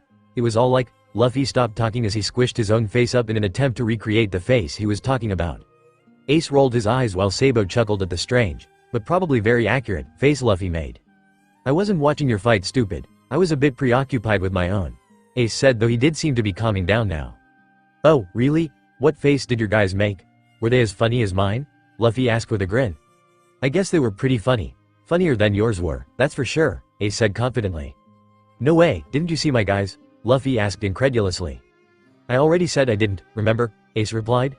"Then how do you know?" Luffy asked. "'Cause I'm older so I know these things," Ace said with a shrug, as if it was obvious. Sabou sighed and shook his head at the argument he had known was going to happen from the start. Marco and Jozu were watching with fond looks, and Naruto was smiling as he walked over to Sabou, eyes drifting towards the two squabbling siblings. "Is this a regular occurrence?" Naruto asked, watching as the two began butting heads, both trying to claim their Marines had made funnier faces. "Sadly, yes. I was really hoping Ace would have grown out of it, or maybe even that Luffy wouldn't be so easy to get riled up," Sabou said as he pinched his nose, feeling a headache coming on. Naruto laughed, patting Sabou on the back in an attempt to comfort the blonde. "Rubber's a stupid power anyway, is not, is too." "Oi, what have I said about this argument?" Sabou shouted in annoyance as he pulled the two apart, causing even more of the crew to laugh at the trio's antics. "But he started it," Luffy whined, pointing to Ace who just crossed his arms again. "Did not," Ace said calmly, only making Luffy more annoyed. Of course, this only made Sabou more annoyed as he began dragging the two off to their room, the crew parting ways for them as they heard him begin lecturing the two. "I think that's the most animated those three have been since they've been here," Namor said as he watched from a distance, taking the long way over to Whitebeard's chair, not wanting to get in the way of Sabou's warpath. "Gararara, it seems Sabou's got quite a handle on those two." Whitebeard laughed, watching the three leave fondly. Marco shook his head at his father's words. "At least they seem to be getting more comfortable around us, Yoi," Marco said, many commanders agreeing with him about that. "Hey, what do you think? Which one's better, rubber or fire?" Haruta asked, waggling his eyebrows and getting laughs from many. "Don't let them hear you say that. I'm sure Sabou wouldn't mind dragging you along for a lecture either if he found out you instigated another argument." Blenheim laughed. "As long as it's not Marco, I don't think it could be all that bad," Haruta said with a shrug, immediately blanching when he heard Marco clear his throat beside him, forgetting the first commander was there. Gotta go," he said hastily, running off and leaving Marco to shake his head in annoyance as everyone began laughing again, even Whitebeard. "Troublesome family, Yoi. Come on Ace, you agreed to go to another session," Sabou said as he put away his journal. He'd had another nightmare, and per Whiskey's advice, he had written it down and changed the ending. Ace was scowling on the bed, arms and legs crossed, unmoving. "Yeah, well now I don't want to," the eldest said stubbornly, trying to ignore the anxiety churning in his stomach. "I know this isn't exactly fun for any of us, but it could help. I'm going to go, and I won't force you to, but I think you should go as well," Sabou said as he stood from the desk. Luffy was hovering near the door, ready to go, though also clearly anxious about it as well. Truth be told, the blonde was just as anxious as his brothers, but he wanted to believe that Whiskey could help, and if sucking up that anxiety and going to these sessions helped, he'd do it. That didn't exactly help when it came to Ace though. The eldest seemed to be content with not moving an inch from his spot on the bed, arms crossed tightly over his chest and scowl set. The anxiety in the room was almost suffocating for Luffy, and he found himself inching the door open and slipping out, mindful that his brothers were too engrossed in their stare down to notice his leave. The youngest of the three walked slowly down the hall, a bit unsure of himself. Sure, the idea to leave the room had seemed like a good one a few seconds ago, but now that he was actually acting on it, he found himself hesitating, his anxiety doubling. He didn't stop though and instead continued down the hall until he was opening the door to the deck, stepping out into the familiar sunlight. It was immediately calming, though not calming enough. After not knowing if he would ever see the sunlight again for years, he found himself appreciating it every time he stepped into it. Focusing his attention back to the deck, he found that a few had already noticed his arrival, and with it, they also realized he was alone. It set him on edge, but once again, he tried ignoring the stares many filled with confusion and began walking towards Whitebeard, more subconsciously than anything. The giant captain was someone he knew was a safe person to be near, someone who exuded so much warmth it could calm him down from even his worst nightmares and memories. So walking towards him now was almost instinctual, an attempt to calm his raging anxiety and terror. He knew whiskey could help, Sabou had said so himself, and he did want to try going to the sessions, but it didn't mean his anxiety was going to make it easy. "Hello there, son. Where are your brothers?" Whitebeard asked as Luffy walked up to him. Luffy didn't answer right away, instead stretching his arms to grab onto the arm of Whitebeard's chair and sitting beside the giant's arm before he did. "In our room. They're nervous," Luffy said, shifting slightly. None of the other commanders were around except Marco, who was watching and listening curiously. "Nervous of what?" Whitebeard asked, his voice and emotions still calm, inadvertently calming Luffy even more. "Talking to Whiskey. We want to talk to her, but it's kind of scary. I didn't like the feeling so I left, but I don't think they noticed that I did," Luffy said, fiddling with his fingers and feeling a little bad now that he had left without saying anything. He knew his brothers would be worried once they noticed, but at the time he was only focused on getting away from the suffocating feelings. "What makes the nurse scary to you?" Whitebeard asked, though not in a way that suggested he didn't know why, but more in a way that made Luffy think. "Because nurses and doctors always hurt us. But Whiskey hasn't, which is why I like her and want to talk to her. But what if she gets mean? Like the other doctors always did. They were always blue at first, but they got gray too," Luffy said, voice growing softer with every word. Whitebeard hummed as he listened, nodding. "You won't know, not unless you continue talking to her. However, if she should ever start to turn gray, you could always come tell me, or any of the commanders, and we'll take care of it. You never have to worry about anyone hurting you three again. Not while you're here with us. You're safe here, son," Whitebeard said soothingly, all of Luffy's worries slowly drifting away, and he didn't know if it was because of the captain's words or the warmth exuding from the giant. A smile blossomed on his face regardless, and he nodded. Nay, Marco, can you walk with me to Whiskey?" Luffy asked, still smiling, and the first commander smiled back, nodding. "Of course, Yui. Come on, I think she's already waiting for you," Marco said, nodding towards the upper deck where Luffy could already smell the nurse. "Bye. Thanks for talking to me," Luffy said with a wave as he jumped off the chair. Whitebeard laughed and waved back. "Goodbye, son. I hope you have a good session with Whiskey," Whitebeard replied, watching the two walk off. Luffy felt much better about going to talk to the nurse now, smile still on his face as he walked beside Marco. There was still a small ball of worry and anxiousness, but it was easy to ignore now, especially now that he knew Whitebeard agreed to help should the nurse turn gray. "I'll make sure no one bothers you too," Marco said as they finally reached the stairs to the upper deck. Luffy nodded, thanking the commander like Sabou taught him to, and watched Marco turn into his phoenix form, flying up to the crow's nest where he would stay. The form amazed Luffy, but he forced himself not to take too long staring in awe and instead continued on toward the nurse. It would be alright. Even if Sabou wasn't right here, he could still hear Luffy. If he needed help he could just call out to his brothers or maybe even Marco or Whitebeard, they would surely help him. With a new resolve, Luffy marched up the steps, finding the nurse quickly and giving her a hesitant smile, to which she returned with a warm, gentle smile of her own. "Hello Luffy, I'm glad you're here," she greeted cheerily. Luffy nodded, sitting in front of the nurse as she shifted a few papers around before picking one up and putting it on her clipboard. "Let's get started then, Why is this even a fight right now? I already said I wouldn't force you to go if you didn't want to," Sabou nearly shouted, anger obvious as he spoke, or more accurately, yelled to Ace. The eldest was no longer sitting on the bed and was instead standing, fists clenched at his sides. "Yet it sounds a whole lot like you're trying to force me to go," he responded, glaring at the blonde as he did. Sabou sighed and frustrated and shook his head. "Fine. You don't want to go. I get it. Come on Luffy, let's—" Sabou cut himself off as he turned to look towards the door where Luffy had been standing, only to find that the boy was gone. "Luffy?" he asked, paling slightly at the realization that their youngest brother was no longer in the room with them. All of the anger left Ace and Sabou as they realized this, both looking at each other with wide eyes before rushing out of their shared room. "Damn it, when did he leave?" Ace asked as they looked up and down the hall, seeing no sign of their brother. "I don't know. Do you think we influenced him and he stormed off?" Sabou asked in worry. "I hope not. Knowing how he gets, he might bite someone's hand off if they look at him funny," Ace muttered as they charged down the hallway towards the deck. "He wouldn't have left without us otherwise, would he?" Ace asked almost as an afterthought. The trio were still getting used to being surrounded by so many people, ones that claimed they only wanted to help, so it would be surprising if Luffy had left on his own free will. "I don't know, but he has been acting more like his old self lately," Sabou said, opening the door to the deck and stepping out. Ace followed, quickly scanning the deck for their brother. "Do you see him?" Sabou asked, watching Ace's face for any sign that he found Luffy. "No, you hear him?" Ace asked, seeing no sign of Luffy on the main deck. Sabou took a second to listen for and he saw a blue flaming bird flying their way, something that also caught Ace's attention. "Marco," Sabou greeted, trying to dispel his panic for a moment. The commander shifted to his human form, a hint of a smile on his face. "Luffy's talking with Whiskey right now," he said, both Ace and Sabou letting out relieved breaths, only to be filled with worry once again. "Alone?" Ace asked, eyes drifting towards the upper deck where he was sure Luffy was now. Marco nodded. "He came out a little while ago and spoke with Oyaji, Yoi. He said he didn't like the feelings in your room so he left. After talking he decided he wanted to go talk to Whiskey so I walked him there and was keeping watch," Marco explained. Ace and Sabou both shared a look, still amazed that Luffy had done all of this without them. Sabou cleared his throat. "Well, in that case, I guess I'll head over there too. You coming, Ace?" Sabou asked. Ace merely nodded, not responding with words. "Thank you, Marco," Sabou said, the man nodding to them before changing into his phoenix form and flying back to the crow's nest once more.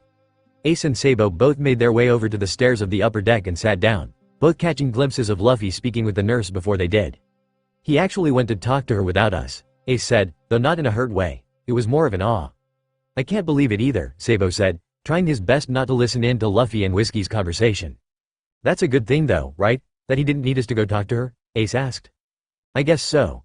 Maybe these sessions really do help," Sabou said. The two went quiet after that, both still lost in their own thoughts. "Hey, sorry about yelling at you earlier," Ace muttered a half hour later, not looking at the blonde as he did. Sabou smiled at that, noticing that Ace was still horrible when it came to his emotions. "I yelled too, so it's both our faults. Besides, I know you don't like the nurse, and I was kind of pressuring you to talk to her, so I'm sorry too," Sabou said with a shrug. Ace nodded but didn't say anything more. After another few minutes, Luffy finally finished up his session, smile on his face as he walked over to Ace and Sabou. "Hey, guys, are you gonna talk to Whiskey too?" Luffy asked, sitting beside them. Well I am, I think. How was your session?" Sabou asked, still not quite sure about this whole thing. "It was good. Whiskey's nice, and I talked with Mr. Whitebeard, and he said if Whiskey ever starts getting gray I can tell him and he'll deal with it. He said we're safe here and no one's gonna hurt us anymore," Luffy said cheerily, kicking his feet as he did. "Oh yeah? You'll have to tell me more after my session," Sabou said with a smile of his own, Luffy's happiness practically contagious. Luffy hummed and nodded, watching Sabou get up and head to the nurse who was waiting patiently for him. "So you like the sessions, Lou?" Ace asked, eliciting more nods from Luffy. Sometimes it's scary, cause we talk about stuff that happened at the facility, but Whiskey's nice. She doesn't make me talk if I don't wanna. Sometimes we talk about fun things too though, like today we talked about my favorite food. I told her it was alligator, cause that's what we used to have back in the jungle, and it was always the tastiest. Nay, Ace, remember that time?" As Luffy rambled, Ace listened with a smile, nodding in the right places and laughing as Luffy brought up funny memories he'd all but forgotten about, like that time they pranked Dayton with the classic bucket of water on top of the door. Ace was truly happy that Luffy seemed to be adjusting so well here. Happy that after all this time, he was finally acting like his old self again. He almost found himself jealous that his youngest brother was able to put all of the pain and trauma that was the facility behind him while he was still stuck with the haunting memories and horrible feelings. Of course, he knew it wasn't Luffy's fault. Everyone got over trauma differently, and Luffy was a naturally happy person, able to bounce back from anything, so why would trauma be any different? That didn't change the feelings though, and Ace found himself thinking back to his talk with Whiskey about not being able to get a handle on his own emotions. Maybe he should continue these sessions after all. "Hey, Luffy, sorry about earlier. You know, when me and Sabou fought," Ace said, cutting Luffy off from his rambling, having moved on to a story when they dined and dashed. "Huh? Oh, it's okay. You guys were just really nervous and stuff. I didn't like it so I left, but I'm not mad at you guys," Luffy said with a shrug as if it was no big deal. "Still, we promised we would try not to fight, especially around you," Ace said, a bit of a flush on his face. He really wasn't the best at handling his emotions. "It's not your fault. Bad feelings aren't fun to feel and they make you yell sometimes. It's alright," Luffy said, still completely nonchalant about it all. Ace smiled to himself and shook his head, taking a deep breath. "You're a strange one, you know that, Lou?" he asked, leaning back and looking at Luffy. The youngest tilted his head in confusion, eyebrows scrunched. "Huh?" he asked, obviously not understanding. Ace laughed, shaking his head again and knocking Luffy's straw hat off his head. "Nothing, never mind," the eldest said. Luffy watched him for a minute before shrugging and smiling again, placing his hat back on his head. "Anyway, and then the owner ran after us and started yelling for the guards, and we ran into that alley and I almost fell cause of that barrel that was tipped over, and..." After the brothers all had their sessions, as well as breakfast, they had decided to go sit with Whitebeard again. All of the commanders were doing the same, talking to the giant captain about updates with their divisions or missions that needed to be done. The three listened quietly well. Sabou listened. Ace and Luffy both got distracted soon after by clouds they decided looked like meat. It was nice to not have anything to do. Their chores were done, they finished their sessions, and they didn't have to worry about anything else for the rest of the day. It was still a strange feeling to not have to do anything, not worry about the tests, not worry about the pain that would keep them awake at night. It was almost too nice, borderline strange, so of course, like always, something ruined it. Luffy hadn't even noticed it was happening. One second he and his brothers were sitting peacefully with Whitebeard and the commanders, and the next, he felt the hot wash of anger suddenly flooding in him. Realistically, he knew that it wasn't him that was angry. After all, he had nothing to be angry about, but that didn't stop the feelings and thoughts that suddenly forced themselves into him. He didn't even know who he was getting the feelings from, or why. He just knew that he wanted to scream, yell, shout at someone, or even nothing, and when he felt Sabou bump into him gently as he shifted, that anger exploded outward. "Leave me alone," Luffy shouted, shocking everyone within hearing range. Sabou and Ace both jumped in surprise at Luffy's suddenly very loud, very angry voice, and they both turned to look at him in confusion along with everyone else on deck. "Luffy?" Ace asked hesitantly, not sure what was happening. "Everyone needs to go away," Luffy shouted again, standing abruptly, Ace and Sabou scrambling up as well. Suddenly, Sabou had an idea of what was happening and began trying to send calming feeling to Luffy, signaling to Ace to keep quiet, noticing the eldest had been about to speak. Luffy was breathing heavily, his fists clenched and face scrunched in anger. "It's alright, Lu, if you want, you can go to our room and calm down," Sabou said in an even, calming tone. Luffy was glaring harshly at everything and everyone but seemed to listen as he began stalking off to their shared room, everyone parting as he walked past, not wanting to get in his way. "What was that about?" Nomura asked, what had happened. Ace, who had also caught on to what was happening, was still projecting as much calm as he could to his retreating brother, keeping an eye on him to make sure he made it to the hall where their room was without incident. "Someone influenced him," Ace said, finally moving to look at the commanders and captain once his brother was out of sight. "Influenced him? Like his emotions?" Haruta asked. "Seems like it. Someone must have been pretty angry all of a sudden if Luffy didn't even notice until it was too late," Sabou said, scanning the deck to see if the person was here. "So that's what happens when he's influenced by anger, Yoi?" Marco asked, getting over his own shock at the normally quiet boy being so loud all of a sudden. Not to mention angry. "Yes. Don't take any offense to his words though. When he gets like that, the smallest thing will set him off, in this case, me accidentally bumping into him," Sabou said with a sheepish smile. "It's alright son, we understand. It's not his fault. I'm sure managing everyone's emotions all the time can be a difficult task," Whitebeard said with a calming smile. "How do we calm him down?" Vista asked. "Send him calm feelings," Ace said simply, still doing just that in case Luffy was having a difficult time calming down alone. "How do we do that?" Fosa asked, cigar in mouth. "It's a bit difficult to explain, and you don't know if you're doing it right unless you ask Luffy, but normally Ace and I just think about an emotion we want Luffy to feel too. Happiness for example, and then we focus on feeling that emotion and nothing else. Luffy can constantly feel what others are feeling, there's no turning it off, so the more focused on one feeling you are, the stronger it'll be. Luffy will then feel that emotion and it can help him focus on calming down faster than if he tried on his own," Sabou said, trying to explain to the best of his ability. After all, he couldn't feel emotions like Luffy, so even he wasn't completely sure how it worked. "I'm gonna go check on him. See if he's calming down," Ace said, turning and leaving, heading towards their room. Sabou nodded to him but turned his attention to the commanders and captain. "How often does Luffy get influenced?" Blenheim asked in curiosity. It didn't used to happen often, but back then there wasn't much to do, so Luffy had an easier time blocking out others' emotions. Now that we're out, and around so many people, it's become a bit more difficult for him to block strong emotions. If you think about it, before, Luffy, Ace and I just sat in a cell all day. Nothing to do, nothing to distract ourselves with, nothing to think about. Not unless we wanted to think about testing, which was something we did everything we could to prevent." Sabou began explaining, everyone following along easily, some grumbling at the mention of the facility. Seeing as he was free to pay attention to anything else, Luffy was able to monitor feelings much easier, especially since there weren't too many people to block, but now, it's much harder to not feel everyone's emotions. He's not able to focus like before on just blocking them out, it takes too much concentration, so he's constantly feeling everyone else's feelings, and when one of them becomes stronger, it's harder to notice if he's not paying constant attention. Sabou finished. He still wasn't completely sure on how it all worked. Luffy was the one who felt these things, not him, but from what Luffy told him, it was the best explanation he could give. "Is there any way to help?" Flamenco asked, many nodding along to the question. Sabou could tell that they wanted to help any way they could, or at least that's what it seemed like, and it made Sabou wonder not for the first time just how different these pirates were to the usual stereotypical pirates. I don't think so. You'd have to ask Luffy honestly, but I think it's just something he's going to have to get adjusted to. Like when we got our new senses. They were overwhelming and a pain in the ass, but after a while, we grew accustomed to them and we don't really have to worry about them anymore. Hopefully, that's what will happen to Luffy and he'll be able to block emotions better, or at least gain a bit of resistance to others' emotions, Sabou said. At this point, Sabou heard a familiar footfall and turned to watch as his brothers both stepped back out onto the deck, everyone's eyes on them as they did. Luffy could feel the anger coursing through him, found that any little thing seemed to be a much bigger issue than it really was. The wind was blowing too hard. His hair kept brushing his face and it annoyed the hell out of him. That seagull was making too much noise, and most of all, there were too many damn eyes on him. His face was turned down in a scowl as he stomped across the deck, and before he knew it he was opening the door and marching down the hall to his room. Why did everything have to be so annoying? Why did he have to be so angry? Wait, why was he angry anyways? As he opened the door to his room, he remembered Ace and Sabou both jumping away from him in shock after he'd yelled. Why had he yelled? Why was he angry again? That previous anger was quickly subsiding, turning into confusion as he tried to figure out just what had set him off, what could have happened to make him angry in the first place.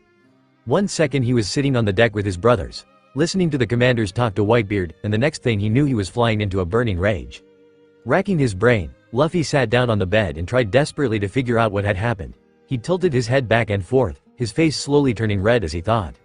He was snapped out of it when the door opened and Ace walked in a bit cautiously, peeking in first before fully entering the room. "You so angry your face is red, or are you just thinking too hard again?" he asked, still cautious as he did, but a hint of a smile on his face. Luffy let out the breath he was holding and turned his attention to Ace. "What happened?" Luffy asked, still completely confused. "You don't know, Sabou, and I assumed you got influenced by someone," Ace said with a raised eyebrow, walking across the room and sitting on the bed beside the youngest brother. "I did? I don't remember any strong feelings. I was fine, and then I was just really angry," Luffy said, finding that it seemed more and more plausible that someone had influenced him. There were constantly so many feelings around him that he hadn't even noticed someone was influencing him. "Sounds like you were influenced to me. Besides, you don't normally yell like that unless you're really pissed, and unless you've been holding a grudge against Sabou about something. I'm pretty sure that's what happened," Ace said, lightly bumping shoulders with his brother. Luffy hummed, still not completely sure, but not having any better ideas. "You didn't notice anyone getting really angry?" Ace asked. Luffy replied with a shake of his head, looking to the floor.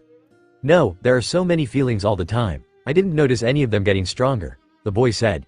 It was quiet a minute before Ace responded. "Ah, well, that's alright. I know it's probably hard to control it all the time. It's not like there's a switch to turn it off," he said, messing Luffy's hair and smiling reassuringly to him. Luffy gave a small smile back and nodded. "You wanna head back out? Sabou's still out there explaining what happened," Ace said, nodding toward the door. Luffy frowned again but nodded. He wondered if anyone was mad at him for yelling like that. He hadn't meant to do it, but he knew the pirates might not really understand that. After all, normal people didn't feel other people's emotions like he did. "Hey, don't worry, no one's mad at least, I don't think they are. Well, anyway, even if they are, Sabou and I aren't, and that's what really matters. If the others don't understand, it's not your fault," Ace said, a hint of a frown on his face. Luffy nodded again but DNG up and heading to the door instead. He heard Ace sigh behind him, but stand as well, walking up beside him and grabbing his hand, squeezing it a bit. "Hey, Lou, listen, it's not your fault. Got it? You can't control these things and it's not like you asked or wanted this in the first place. If they can't understand that, who cares? Sometimes people might not care one way or another if you can control it or not. They might be angry with you, but you don't need those kinds of people. Sabou and I will never be mad at you for something you can't control. We won't leave you alone," Ace said, trying his best to comfort his brother. He knew he wasn't the best when it came to comforting and the gooey types of feelings, but he hoped he did well enough that Luffy didn't feel bad. It seemed it worked, at least somewhat, because Luffy gave him a smile and nodded, hugging him tightly. Ace smiled and hugged back for a second before clearing his throat, feeling his face start to flush. Alright, let's go save Sabou, yeah?" he asked, ruffling Luffy's hair one more time and opening the door. Luffy nodded, looking much more upbeat than before as he grabbed Ace's hand again, the two of them heading back out to the deck.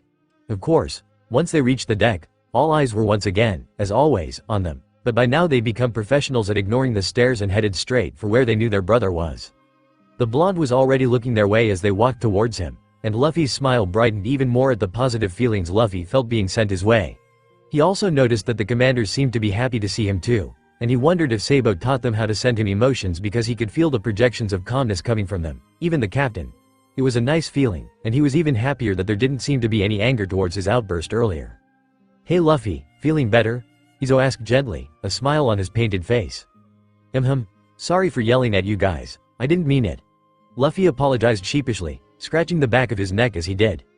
It was no big deal. We know it must be difficult to handle everyone's feelings all the time, so don't worry about it, Thatch said, shrugging it off. And that was that. No one was mad, no one expected anything from him, no one wanted an explanation, nothing. It made Luffy immensely happy. He wondered if it would always be like this, to have everyone be so understanding. So nice, he hoped it stayed like this forever. If it did, he would probably be the happiest teen in the world. "Nay, Sabou, how do you spell waiting?"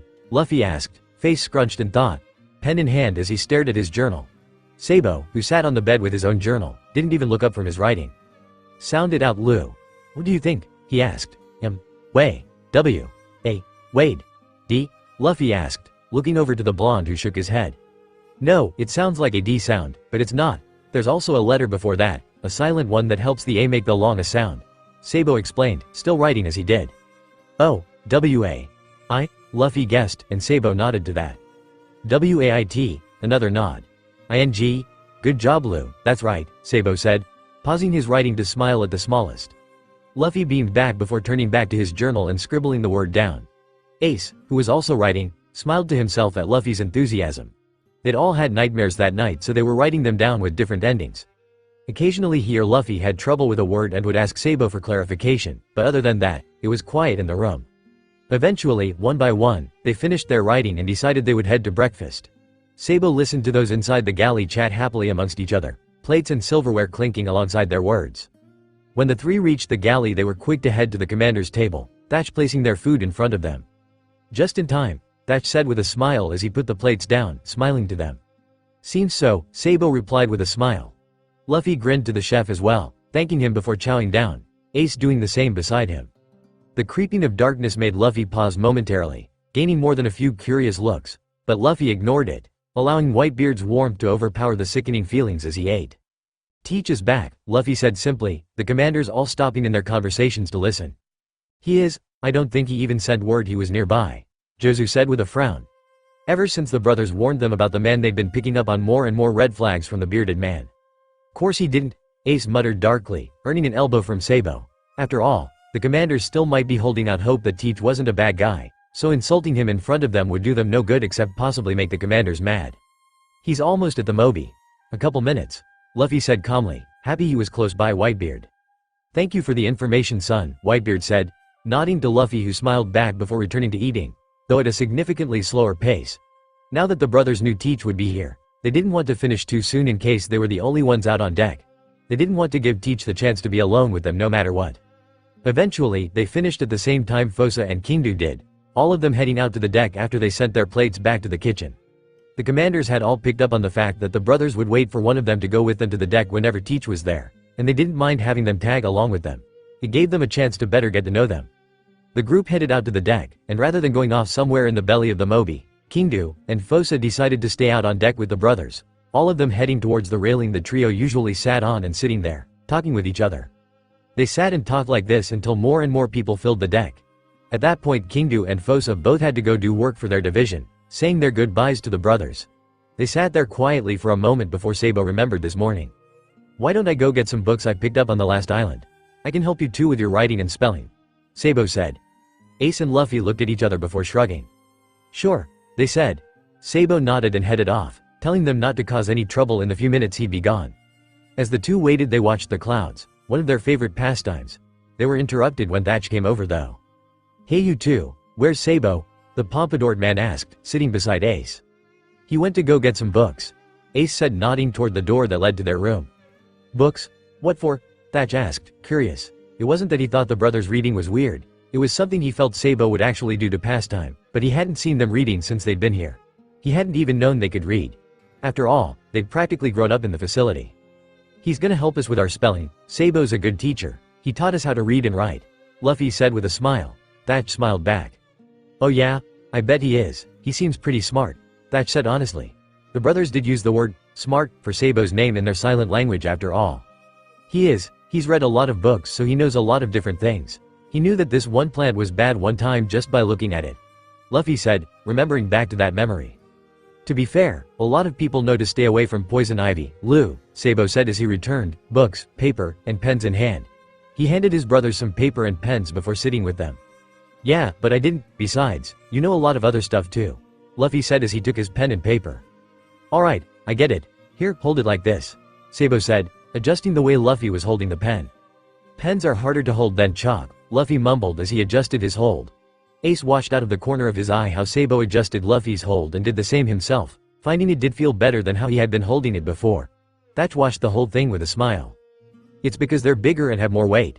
Our chalk was small and light, Sabou said, sitting back once he was satisfied with how his brother was holding the pen. So you taught them everything from scratch then? Thatch asked, watching as the blonde opened one of the books. That's right. From the alphabet to grammar and punctuation, he said with a smile, remembering how much of a struggle it was. Impressive, Yoi, Marco said as he joined the group, sitting with them as well.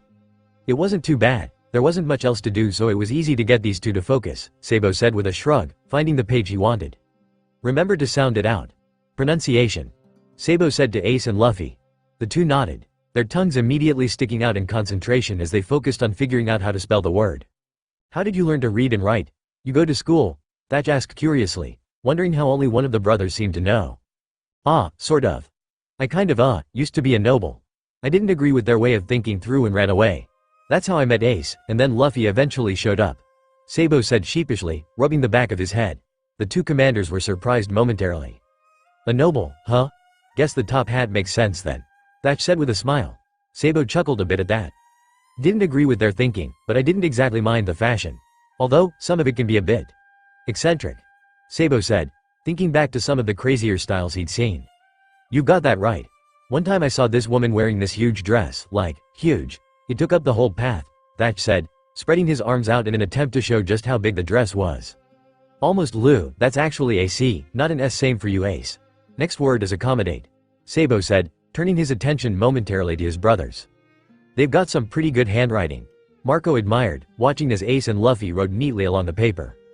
It wasn't always like that. Ace's sucked, and Luffy's was like chicken scratch when they first started. I wasted too much chalk drawing lines for them to write inside, Sabou said with a sigh. Hey, it's not our fault. That floor was all bumpy, Ace said. Luffy piped in, but more as if he was only doing it to do it.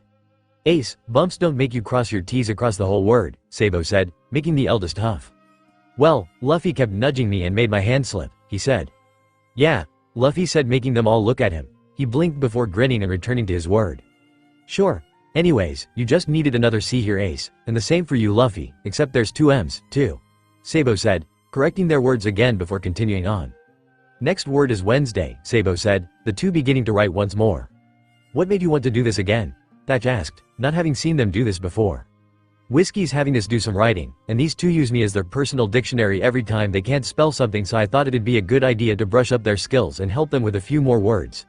It's been a while since we've written anything, Sabou said, trying to remember how long ago it was that they had any lessons. Oh, can we play hangman later? Luffy asked with a smile. Sure, you want to play too Ace? Sabou asked. The eldest nodded, not looking up from his writing. Count me in, it's been a long time since I've played that. Nay, Marco, you in? Thatch asked, nudging the commander. Marco rolled his eyes. You can't include yourself, Thatch. Maybe they didn't want you to join, Marco said, making Thatch gasp. What? No way. Everyone loves playing games with me, Thatch said dramatically.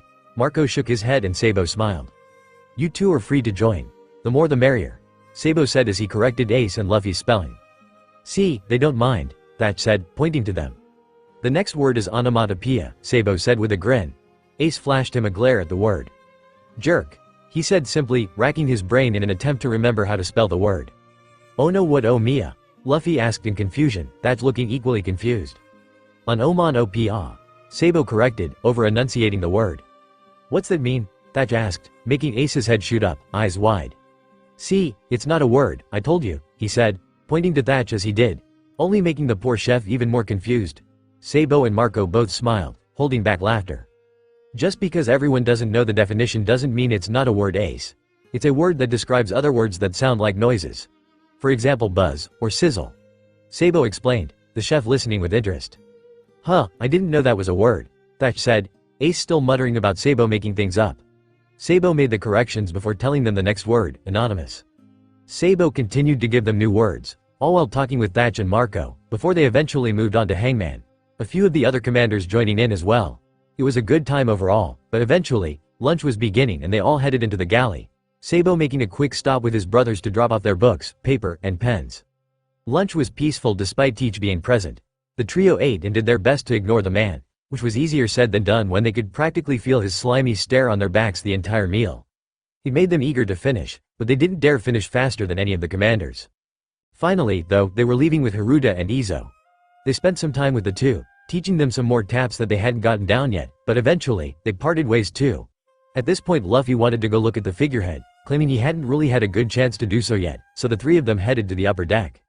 Remember Luffy, the figurehead is probably wet and slippery, so no climbing on it, got it? Sabou said, grabbing Luffy's shoulder and stopping him from doing just that.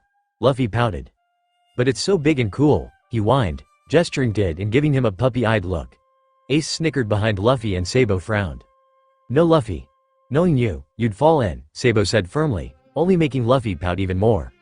Meanie, Luffy muttered but did as told and didn't attempt climbing on it. Knowing Luffy he'd managed to fall in whether it was slippery or not, Ace said as he looked at the figurehead. Which is exactly why he's not going to be climbing on it at all, Sabou reiterated.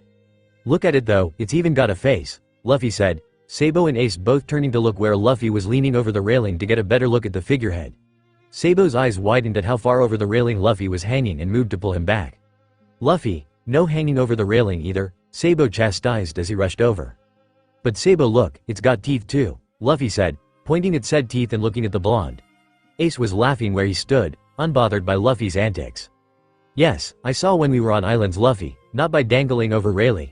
Sabou was cut off when Luffy's feet went from barely touching the deck to not being on the deck at all.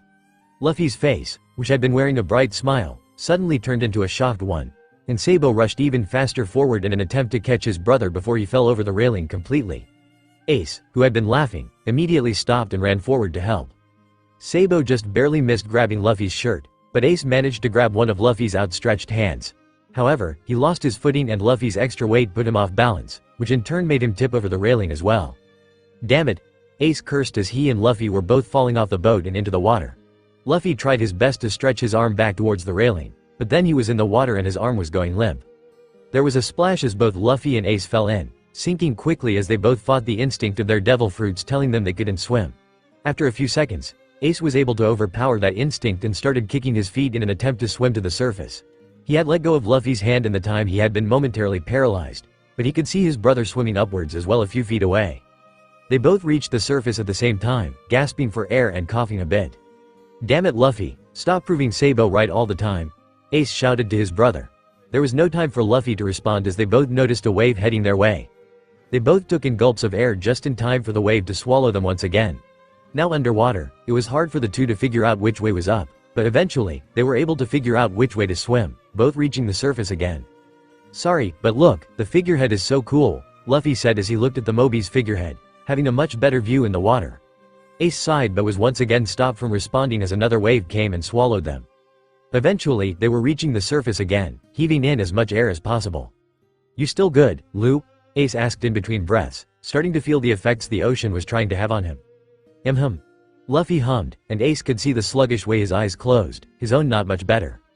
Just hang in there, I'm sure they're almost here, Ace said in an attempt to keep the youngest calm, getting a bit worried himself. He didn't know how long they'd been in the water, but he guessed by how draining the ocean was becoming that it had at least been 3 minutes. Another minute or two and they would start sinking like rocks. He tried not to think about that. He focused instead on the fact that the ocean was freezing and his teeth were beginning to chatter. Luffy's lips were starting to look a bit blue too. Another wave took them under. He wished the doctors had made them attempt swimming too because at least they would be able to get to the Moby themselves instead of staying there stranded. It took effort to just tread water, much less swim somewhere. Suddenly Namur was in front of him, shocking him slightly. You alright? He asked, and Ace could only manage a nod, sigh. Just hang on, I'll get you back to the Moby. Sabou's got Luffy, Namur said, and Ace turned to see his brother's blonde mop of hair helping Luffy onto his back, already heading back toward the Moby as well. Ace nodded again and held on around the fisherman's neck, allowing him to take him back to the Moby. A rope ladder was sent down for them and Ace continued hanging on as Namur carried him up, feeling his energy slowly returning as he did. Finally, they were on the deck, a crowd of people there watching them, and Ace let go of Namur, wiping the hair from his face. Freaking hate water, he muttered, trying to ignore the familiar feeling that reminded him of tests at the facility. Then stop falling in it, Sabou responded as he climbed over the railing, Luffy climbing off his back and shaking the water from his head like a dog. It's not my fault, Luffy pulled me in, Ace said with a scowl. Yeah, come on, we need to change. Thank you for the help, Namur, Sabou said to the fishman who waved off the thanks. It was no problem, I don't mind the occasional swim, he said with a smile.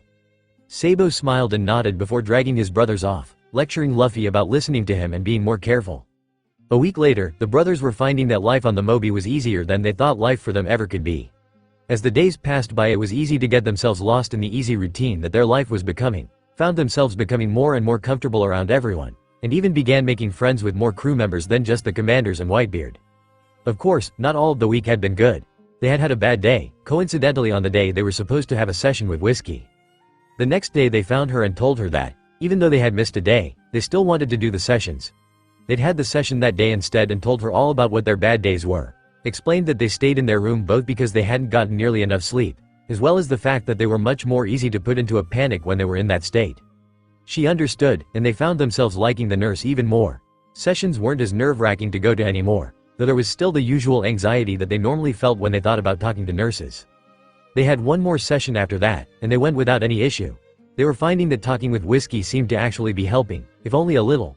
It was becoming easier to talk to her, and even the thought of other nurses and doctors didn't scare them as much as it used to. She taught them different ways to cope with their scary memories and thoughts and helped them better understand what they were feeling and why they were feeling it. It was nice to finally be able to explain why they were so scared of things. Sure, they always had a reason, the facility, and it was true that it was because of the facility that they were feeling these things, but it was also because they allowed themselves to feel that way. They didn't stop themselves from feeling scared whenever they saw a nurse. They allowed themselves to be scared, allowed that fear to protect them, keep them from getting close to the nurse, and now that they knew that, it made it easier to stop those feelings. Ace also found that the nurse was helping him deal with his own emotions when it came to how he normally functioned. Even before the facility, he had issues with his feelings and how he handled other people's emotions. Whiskey was helping him figure out and deal with it at the same time that she was helping him deal with all the trauma the facility left him with. Even with all of this said though, they still weren't fixed, they still had constant nightmares, they still felt a familiar terror when too many eyes were on them or when they passed by nurses in the halls. It was especially bad when they watched the nurses give Whitebeard medicine or shots, but still, there was progress. Whiskey taught them to be mindful that, even though it seemed like not much was changing, they had to keep in mind that they were still making progress. Sure, it wasn't a lot, but no one got fixed right away. It was a slow, hard process, and you needed to celebrate the times when you moved forward in your healing.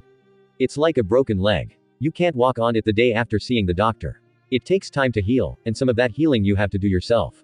Even once it's healed, you have to get used to using that leg again, get used to walking on it and relying on it.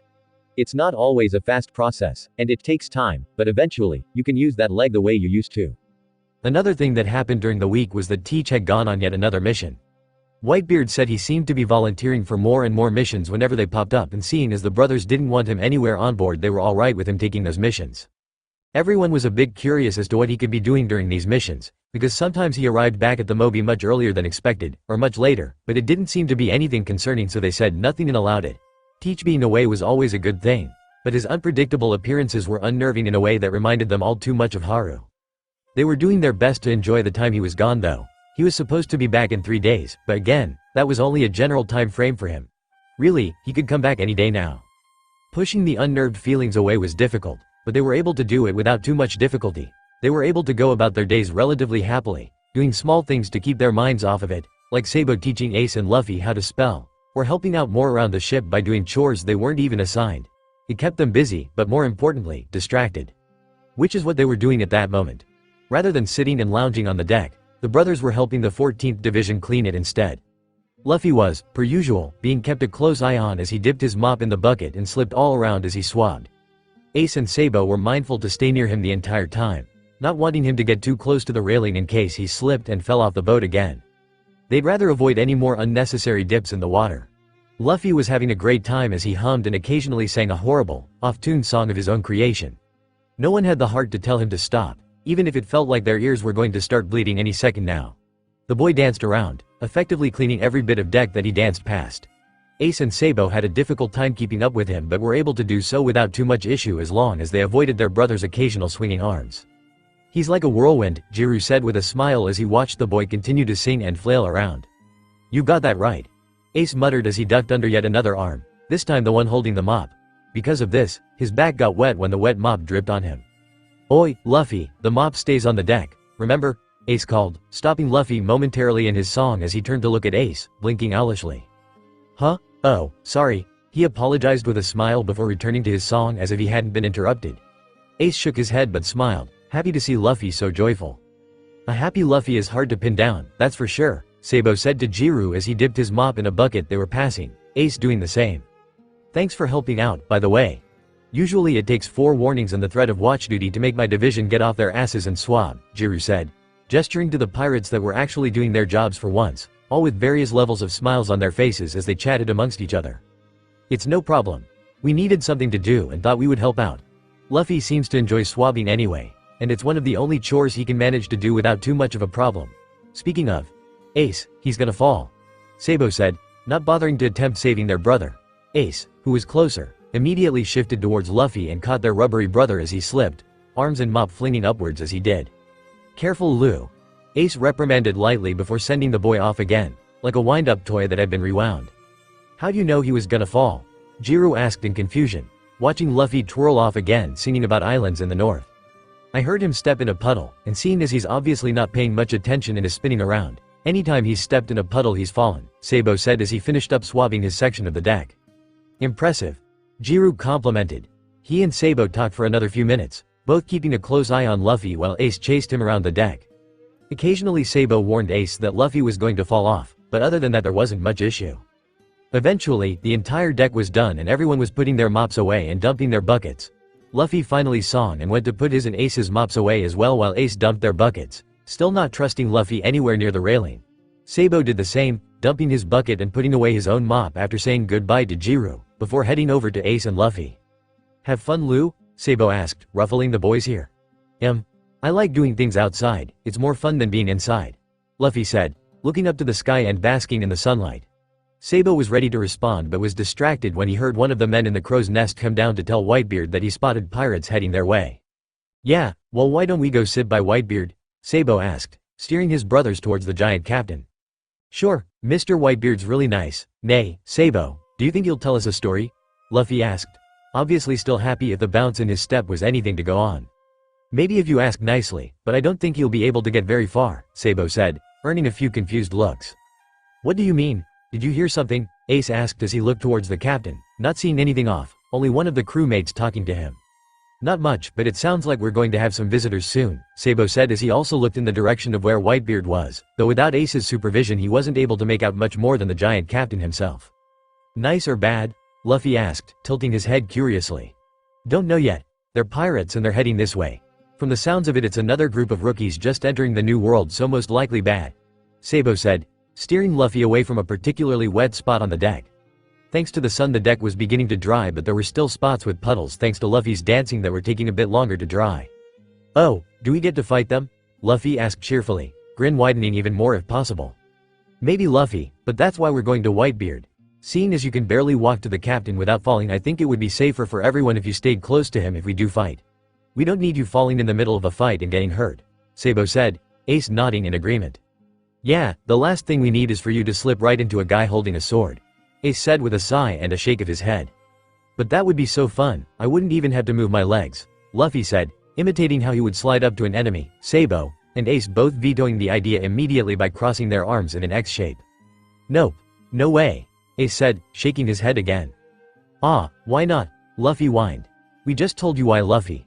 No slipping into enemies, no matter how fun or how cool you think it'll look," Sabou said as they finally reached Whitebeard. "What's this about slipping into enemies?" Atmos asked curiously, one eyebrow raised. "Tell him, Atmos. You think sliding towards an enemy would be fun, right? And it would look so cool. I would slide up to him and then punch him and they wouldn't even see it coming," Luffy said, once again imitating his slide and punch, all while everyone watched with amused expressions. "Until one of them has a sword and pokes you," Ace said, using a bit of hockey on his fingertip and poking Luffy in the side, who flinched away. "Ow. Meanie," Luffy said, rubbing his side and pouting to Ace, who merely rolled his eyes. Sorry Luffy, but I think I had to agree with your brothers. It'd be best if you didn't try that. Atmos said with a reluctant smile. Luffy continued pouting, crossing his arms over his chest. Fine. But do I still get to fight people? Luffy asked, looking at Whitebeard now who had been watching silently with a smile. If it turns out that we're fighting, then, by all means, you're welcome to join, son, Whitebeard said, not even questioning how the brothers knew a fight was coming, having a feeling he knew the answer. Luffy's pout was erased and replaced with another smile. Yosh, Ace, Sabou, if I can't slide up to an enemy can I swing to him instead? Luffy asked, causing Sabou and Ace to groan while the commanders and captains laughed. Time passed as Luffy tried to convince his brothers how swinging was better than sliding anyways and that they had no reason to stop him from doing it because they didn't have rubber arms so they didn't know how cool and fun it would be. The argument continued to go in circles while the commanders and Whitebeard all watched in amusement, wondering if it would ever end. They didn't have a chance to find out if it would end naturally though because they were warned that the pirate ship was now within firing distance and they didn't seem to be friendly. This stopped the brothers' argument immediately as they spun to look at the now much closer pirate ship beside the Moby. Yeah, definitely not friendly, Sabou said, hearing everything they were talking about. What are they saying, son? Whitebeard asked. Sabou was quiet a moment as he listened before responding. Mostly it's a lot of bravado, how they're stronger and can take us easy, and they're also saying that the main focus is to get Ace, Luffy, and Ice bounties so they can't kill us, Sabou repeated. A twinge of anger bubbling inside him at the words. Knowing Ace felt the same way. Ever since the Marines put out their wanted posters more and more Marines and pirates had been attempting to collect on their bounty. All in the name of justice or greed. In that case, everyone prepare for battle, Whitebeard announced, everyone roaring in agreement and raising their weapons. It took another few minutes until the pirate ship was close enough to actually engage in a battle, but once it was, planks were being placed down and pirates were boarding both ships. The trio stayed by Whitebeard, waiting until some of the stronger, or luckier, pirates made their way onto the Moby before attacking. Once they did though, they flew into action. Luffy, who had been vibrating excitedly, immediately stretched his arm upwards, grabbing onto the rigging, and before Ace or Sabou could stop him, he swung himself forward into the fray, using his momentum and air to kick a row of pirates down at once like dominoes. See, I told you it would work, Luffy called as he let go, landing next to the pirates he had knocked down and yelling to Ace and Sabou who both facepalmed.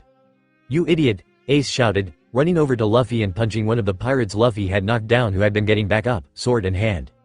At least make sure they're actually down before bragging about it, Ace said, hitting Luffy on the head with some haki to make a point. Luffy pouted, but before he could start another fight Sabou pushed both their heads down and pushed himself upwards at the same time, grabbing his pipe off his back and smashing it on another approaching pirate. Could you two argue after the battle's over? Sabou asked, glaring at the two bickering brothers. He started it, Luffy and Ace said in unison as they pointed to each other. I didn't ask who started it, you know what, never mind, go ahead and fight with each other, more fun for me then.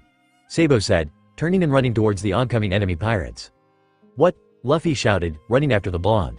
No fair, leave some for me, Ace called as he chased his brothers. Yeah, me too, Luffy shouted. Meanwhile, the commanders could only watch in both amazement and amusement. They sure are becoming a lively bunch, aren't they? Flamenco asked as they watched Luffy narrowly avoid a sword swipe, punching the man who attacked him in retaliation. They sure are, Yoi. Marco agreed with a smile. I'm glad. I was wondering how long it would take for those three to finally open up. Whitebeard said fondly, taking a sip from his mug. They've definitely come a long way from where they started, Izo said, hands hidden in his sleeves, a smile on his face as he watched the trio take down pirate after pirate effortlessly, always watching each other's backs. That they have, my son. That they have. Whitebeard agreed and easy, only a few on their side having gotten injured. Ace, Sabou, and Luffy were still busy finishing an argument they'd started during the fight, having changed topics throughout the entire thing until now where they were arguing whether Luffy should be allowed to jump out of a crow's nest and do a surprise attack on an unsuspecting enemy. Ace and Sabou, of course, vetoed this idea as well, which was how the argument began in the first place to the point that it was like before, the three circling around with reasons why it was either a bad or a great idea. As much fun as this is to watch, I had to go start making dinner, Thatch said almost ruefully. It was honestly pretty entertaining to watch the brothers when they were so animated. No one knew if this was going to be a regular thing, or if tomorrow the three would be quiet and timid like they used to be, so it was a bit sad to have to go. Have fun. I know I will, Haruta said with a grin, and if he had popcorn he would have been devouring it eagerly, his eyes trained on the brothers the entire time. I didn't know an argument could go on for so long, Jozu said in slight amazement. I don't think it's even really an argument, Kingdu said, an eyebrow raised as he watched, arms crossed. What do you mean? How can that not be an argument? Jiru asked, gesturing to the still bickering brothers. Now onto the topic of whether Luffy should be able to grab onto both the masts and slingshot himself onto an enemy ship. The commanders had to agree with Ace and Sabou on that one that it wasn't a good idea. There was way too much potential for Luffy to fling himself right into the ocean. There's no heat behind their words, Marco said, having also been watching with interest. Exactly. Even though it sounds like they're fighting, there isn't any real anger behind their words. It's more like they're just talking with each other, but loudly. Kingdu said, the commanders turning to see if they could see what Kingdu was talking about. I guess I could see that, Namor said. It does look like Luffy's enjoying it, even if all his ideas are getting shot down. Vista agreed, twirling his mustache between his fingers. Gararara, those three get more interesting by the second. Whitebeard laughed, eyes crinkling due to his wide smile. The commanders all smiled as well, finding that they were agreeing with their pops. But what if I did that cool thing with my fingers and make a giant net and capture all of them? No.